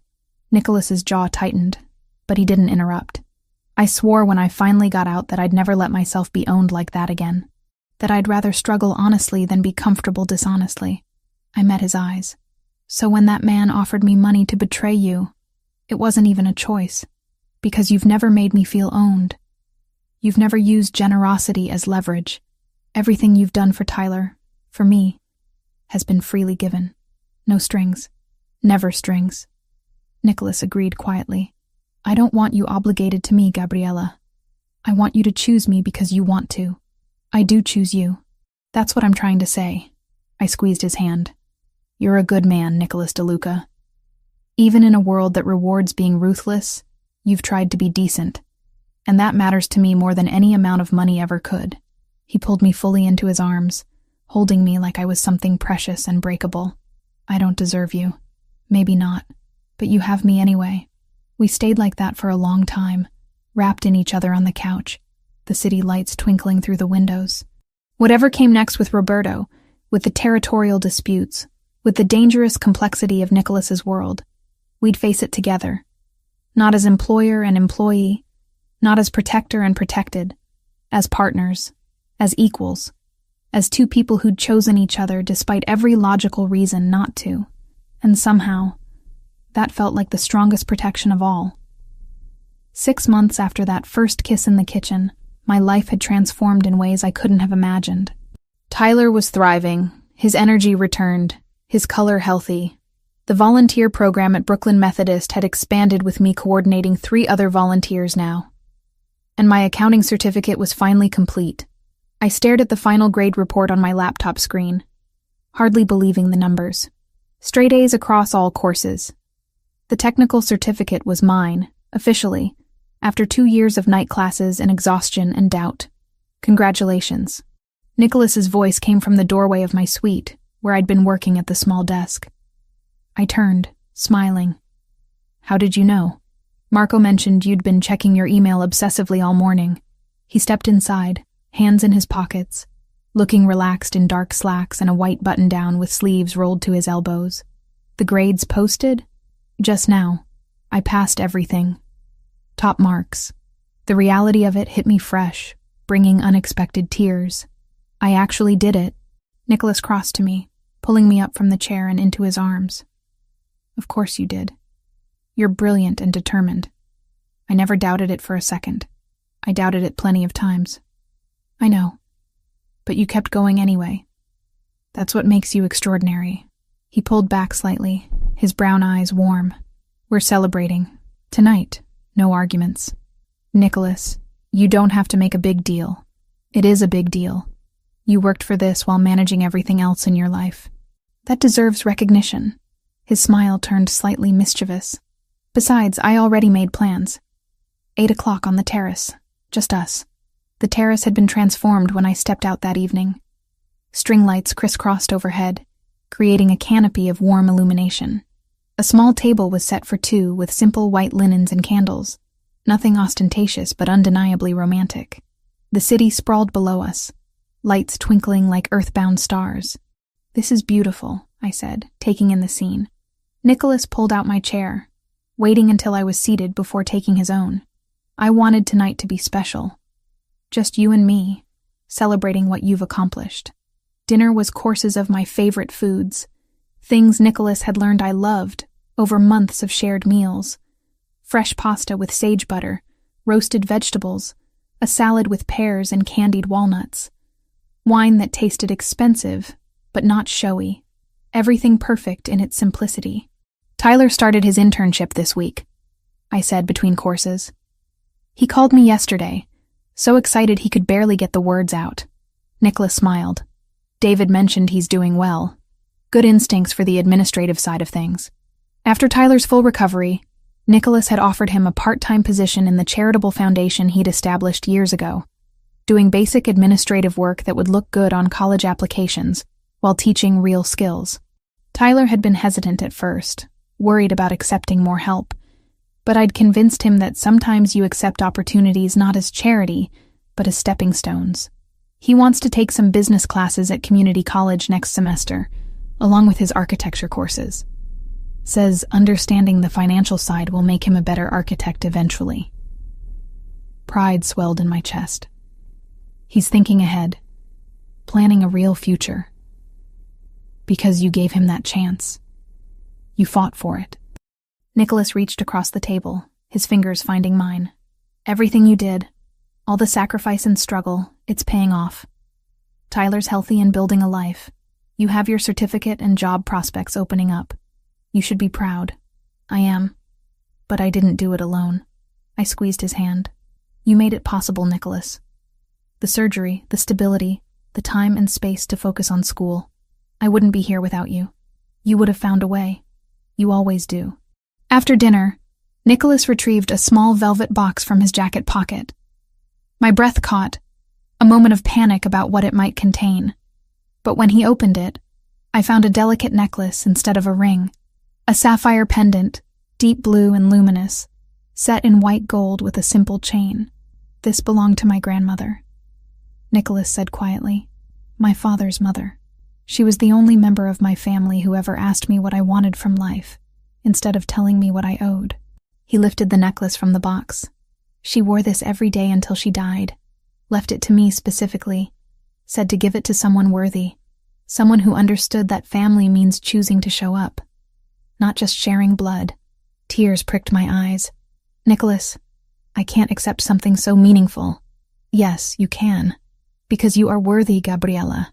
You embody everything my grandmother valued. Strength, loyalty, the courage to fight for the people you love. He moved behind my chair, fastening the necklace around my throat. This isn't about possession or obligation. It's about family, the one we choose to build. The sapphire settled against my skin, warm from his hands. I touched it gently, feeling the weight of history and intention. Thank you. I'll treasure it. Nicholas returned to his seat, his expression softer than I'd ever seen it. There's something else I want to tell you, about changes I'm making to the business. I waited, sensing the importance of whatever came next. I've been working with my lawyers and accountants to restructure things, gradually shifting away from the operations that exist in legal gray areas toward legitimate enterprises. Real estate development, restaurant chains, import-export of legal goods. He paused. It'll take years to complete the transition, and I'll never be entirely clean given my history. But I want to build something sustainable, something that won't destroy the people I care about. What changed? I asked, though I suspected I knew. You did. Being with you, seeing how you approach problems with pragmatism instead of ruthlessness, watching you build something positive from trauma. His eyes held mine. You make me want to be better. Not perfect, but better than I was. The Foundation's annual charity gala happened 2 weeks later, a massive event held at a luxury hotel in Midtown. Nicholas had been preparing for months. This year's fundraiser benefiting pediatric cardiac care at Brooklyn Methodist and 2 other hospitals. Given Tyler's recent experience, the cause felt deeply personal. I'd insisted on helping with the logistics rather than just attending as Nicholas's guest. For weeks, I'd been working with the event coordinator, managing spreadsheets, tracking RSVPs, coordinating with vendors. It felt good to contribute something tangible beyond just being arm candy for a powerful man. The night of the gala, I wore a dress Nicholas had selected. Champagne-colored silk that draped elegantly without being ostentatious. The sapphire necklace rested against my throat. My only jewelry. Simple but sophisticated. Or so Nicholas assured me when I'd worried about fitting in. You'll be working backstage most of the night, I reminded him as we rode to the hotel. I'm not attending as your date. I'm part of the team making sure everything runs smoothly. I know, though I reserve the right to steal you away for one dance later. The event was controlled chaos. I spent the first 2 hours in the staging area behind the ballroom, managing last-minute seating changes, coordinating with catering about dietary restrictions, and ensuring the auction items were properly displayed. The event coordinator, a woman named Patricia, who'd initially been skeptical of my involvement, had come to rely on my organizational skills. Gabriella, can you handle the backstage check-in for VIP arrivals? She asked during a brief lull. I need to manage the audio issues. Of course. I positioned myself near the private entrance where the most influential guests would arrive, tablet in hand with the master list. The first hour brought a steady stream of wealthy philanthropists, business leaders, and various members of the interconnected families that made up Nicholas's world. They were polite, but dismissive at first, assuming I was just event staff. But when I knew their names without checking, when I could direct them precisely where they needed to go, when I handled a seating dispute with diplomatic firmness, their attitudes shifted. You're the young woman Nicholas has been seeing, one elderly woman said, her shrewd eyes assessing me. Maria Santoro. My husband runs operations in New Jersey. Gabriella Mitchell. It's nice to meet you, Mrs. Santoro. You're not what I expected. She studied me frankly. You're working, actually contributing instead of just draping yourself on Nicholas's arm for show. I prefer being useful. She smiled, genuine warmth breaking through her initial reserve. Good. We need more of that, and less decorative uselessness. My husband mentioned you handled an approach from Roberto's people with intelligence, recorded evidence instead of panic. News traveled fast in this world. I did what made sense. Exactly. She patted my arm. You'll do well here, girl. Just remember to keep your spine straight and your eyes open. Similar interactions repeated throughout the evening. The wives and matriarchs who actually wielded power in these families, often from behind the scenes, seemed to appreciate that I wasn't trying to impress them, that I worked instead of performing, contributed instead of consuming. By the time the formal program began, I'd earned a surprising amount of respect from people whose approval Nicholas claimed actually mattered. The gala raised over $2 million for pediatric cardiac care. Nicholas gave a brief speech about the importance of ensuring every child had access to life-saving treatment, regardless of their family's financial situation. He didn't mention Tyler specifically, but his eyes found mine in the crowd, and I knew who he was thinking about.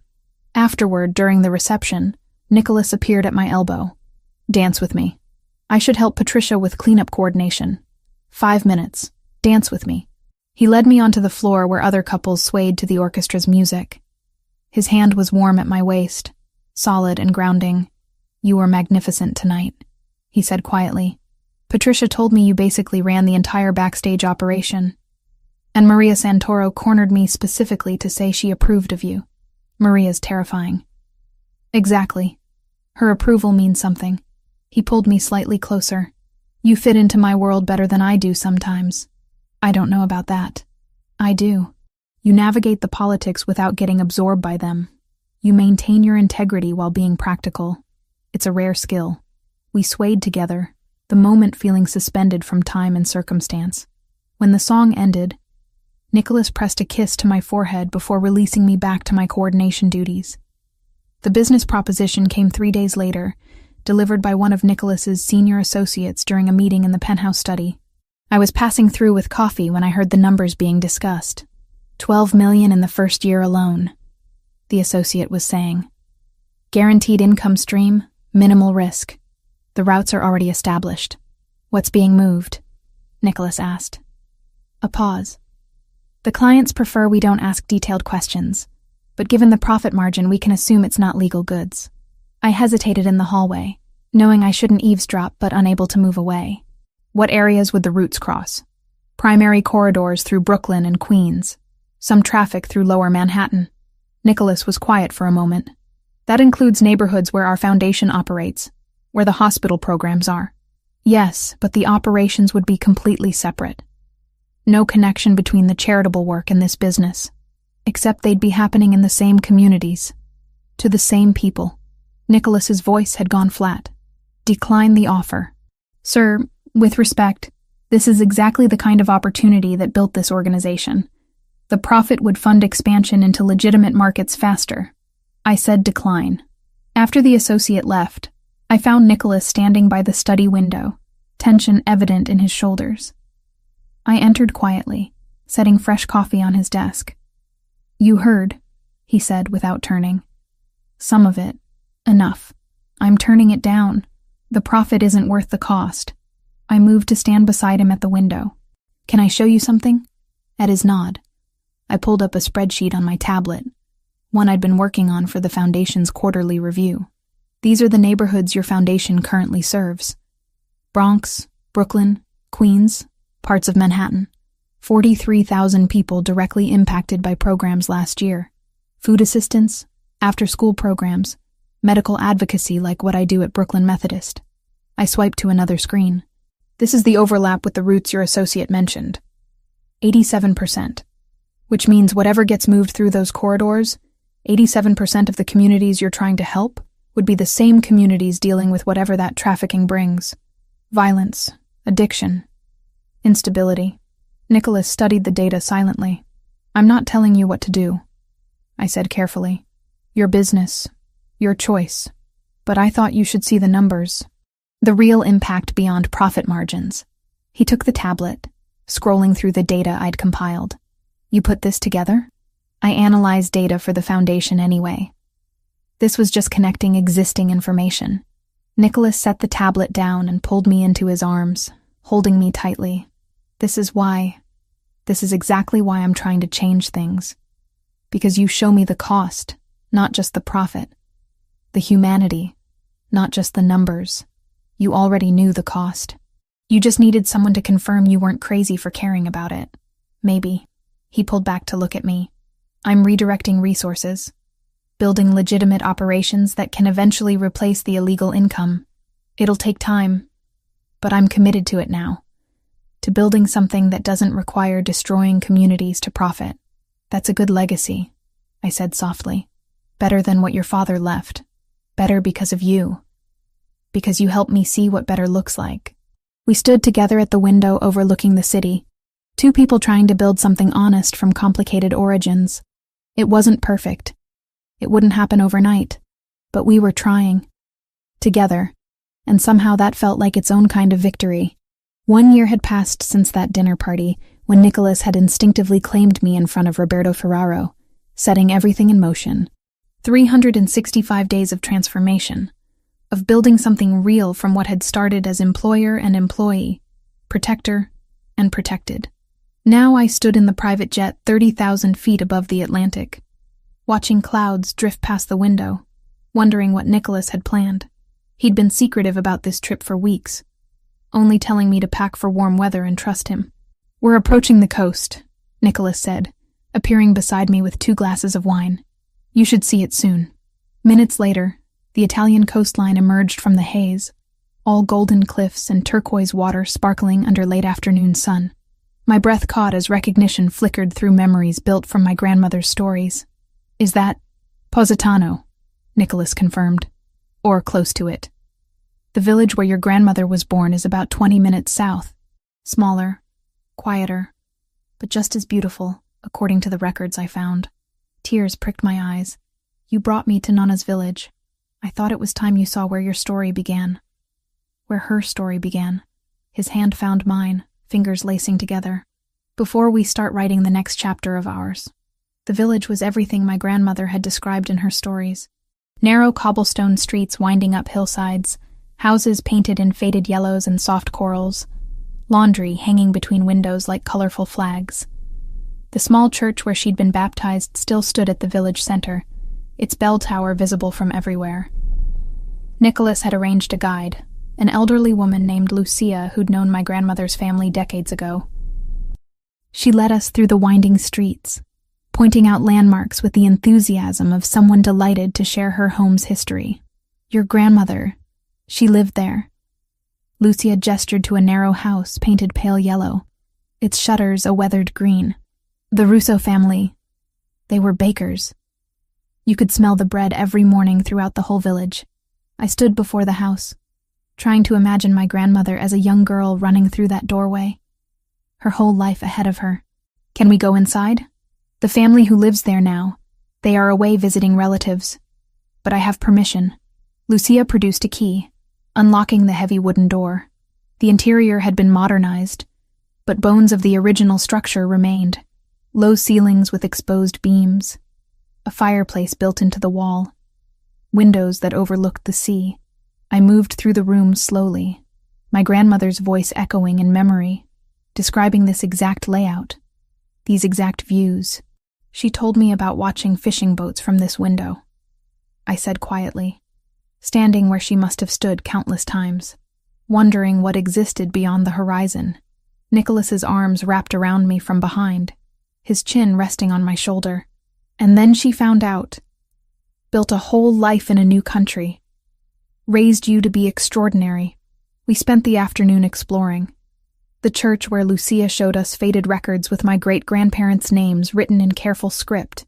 The small square where my grandmother had described playing as a child, now home to a cafe with tables under ancient olive trees. The winding path down to the beach where she'd learned to swim. As sunset approached, Nicholas guided me to a restaurant perched on a cliff overlooking the Mediterranean. It was small and family-owned, the kind of place tourists rarely found. Our table sat on a terrace with nothing between us and the sea except air and possibility. "This is perfect," I said, watching the sun paint the water in shades of gold and coral. "Thank you for bringing me here, for making this real instead of just stories. There's a reason I wanted you to see this place." Nicholas reached across the table, taking both my hands in his. "Your grandmother left here with nothing but courage and hope. She built an entire life from that. Raised a family, created a home, gave you the foundation you needed to become who you are. She was remarkable. You're remarkable. Her legacy living and breathing and making the world better." His thumbs brushed across my knuckles, the gesture familiar and grounding. "I wanted you to stand where she stood, to see what she saw, before I asked you something important." My heart began to race as Nicholas stood, moving around the table. Then he knelt beside my chair, one hand still holding mine, the other reaching into his jacket pocket. The ring box was small and velvet, worn at the edges. When he opened it, The ring inside took my breath away. A sapphire, matching the necklace I wore, set in a band of white gold with delicate engraving along the sides. Modern, yet timeless. Elegant without being ostentatious. "Gabriella Mitchell," Nicholas said, his voice steady but his eyes bright with emotion. I don't have a speech prepared because words feel inadequate for what I want to say. But I'll try. He took a breath, his brown eyes holding mine with absolute certainty. "A year ago, I said you were mine without thinking, without understanding what I was really saying. It was instinct, protective and possessive and completely inappropriate given our relationship at the time." A small smile touched his lips. "But it was also true. Some part of me recognized you even then. Knew you were important in ways I couldn't articulate. Nicholas, let me finish."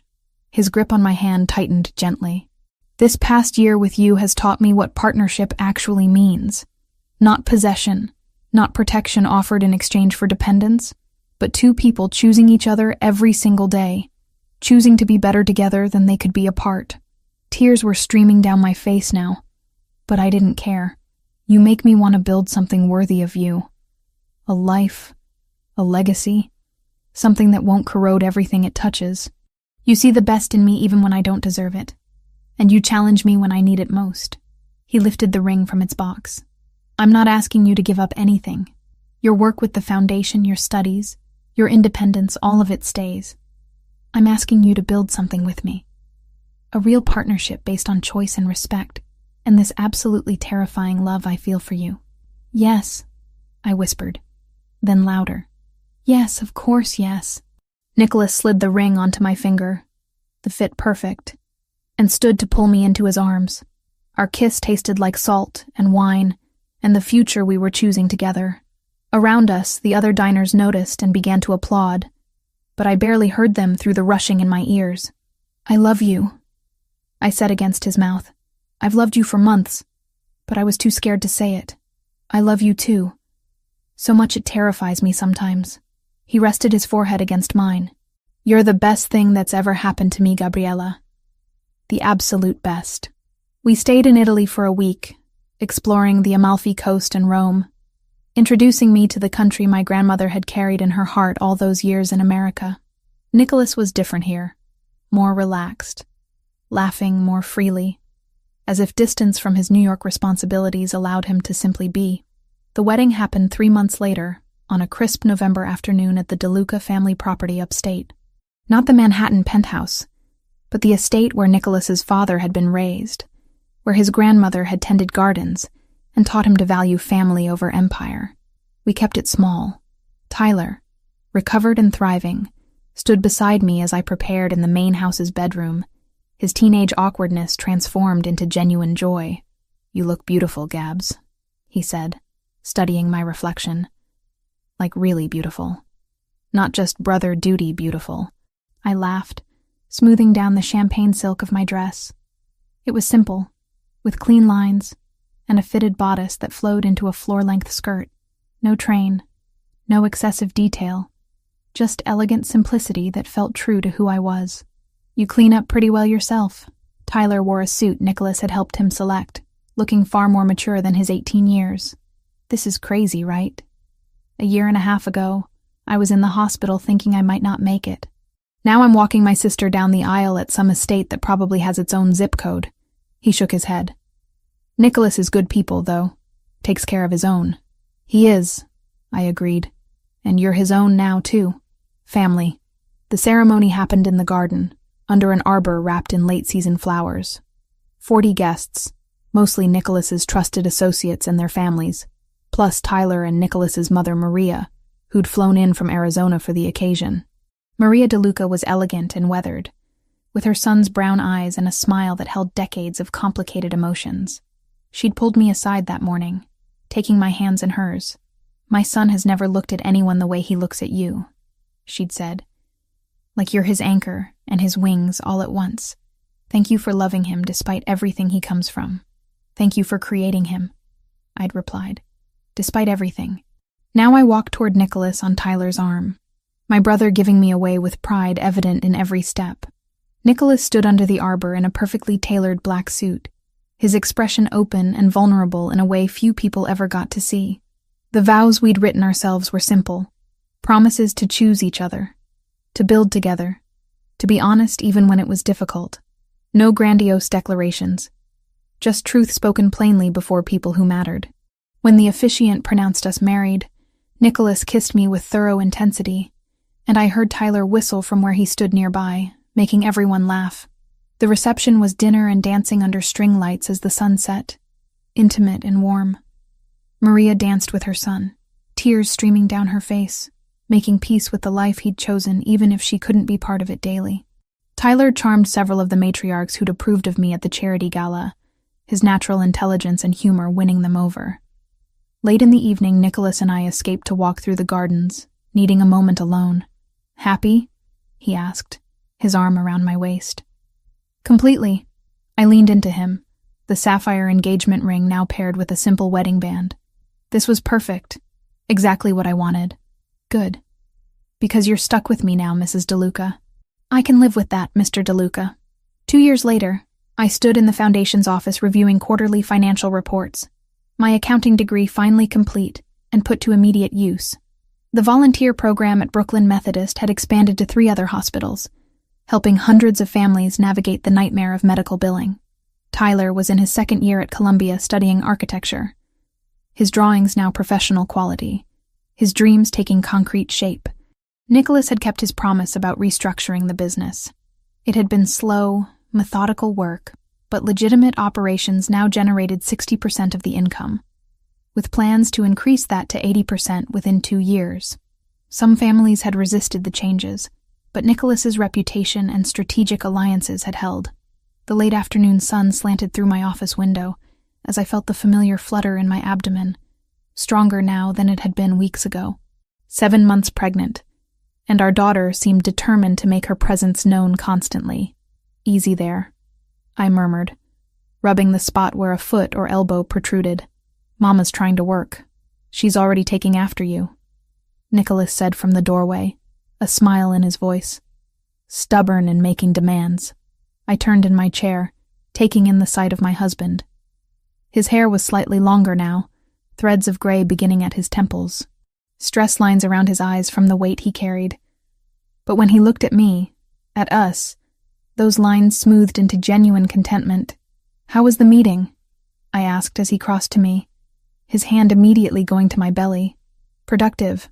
We closed the real estate deal in Brooklyn, going to build affordable housing with ground-floor commercial space for local businesses." He knelt beside my chair, speaking to my stomach. "Your mama helped structure the financing so it'll actually work long-term. She's brilliant, your mama. Stop talking to my belly. It's weird. She needs to hear her father's voice. All the books say so." His hand moved in gentle circles. "I was thinking about reading to her tonight. Maybe some architecture history for Tyler's sake." I ran my fingers through his hair, overcome with love for this man who'd transformed from dangerous MAFIA boss to partner to father-to-be with such genuine commitment. "I never thanked you," Nicholas said quietly, looking up at me. "For what?" "For answering that phone call in Italian. For being exactly who you are in that moment when Roberto was watching. For letting me claim you, even though I had no right." His hand stilled on my belly. That impulsive statement started everything. Exposed something I hadn't admitted to myself. And led to this. He gestured around us, encompassing not just the office, but everything we'd built. The foundation helping thousands. Tyler thriving. Our daughter growing strong. A life constructed on choice and respect rather than obligation and fear. "You would have found your way to me eventually," I said softly. "Some things are inevitable. Maybe, but I'm grateful it happened how it did. That I got to see you, really see you, before I understood what I was seeing." He stood, pulling me carefully to my feet and into his arms. "I love you, Gabriella DeLuca, more than I knew it was possible to love anyone. I love you too." I kissed him gently. "Now let's go home. I want to put my feet up. And you promised to make that pasta your mother's recipe." We left the foundation office together, my hand in his, our daughter moving between us, the future uncertain but faced together. Whatever came next, whatever challenges the world presented, we'd handle it the way we'd handled everything else. Tyler had been part of every step that led us here. After long conversations with his adoptive parents and the social worker who had once suggested my best option was to let him go, we stopped talking about winning him back and started talking about what gave him the most stability. On paper, he stayed with the family that had raised him. In practice, he had 2 homes, 2 sets of parents, and more people fighting in his corner than either of us could have imagined when I was counting every pill at a plastic kitchen table. As partners, as family, as 2 people who'd found each other against impossible odds and chosen, every single day, to keep choosing each other.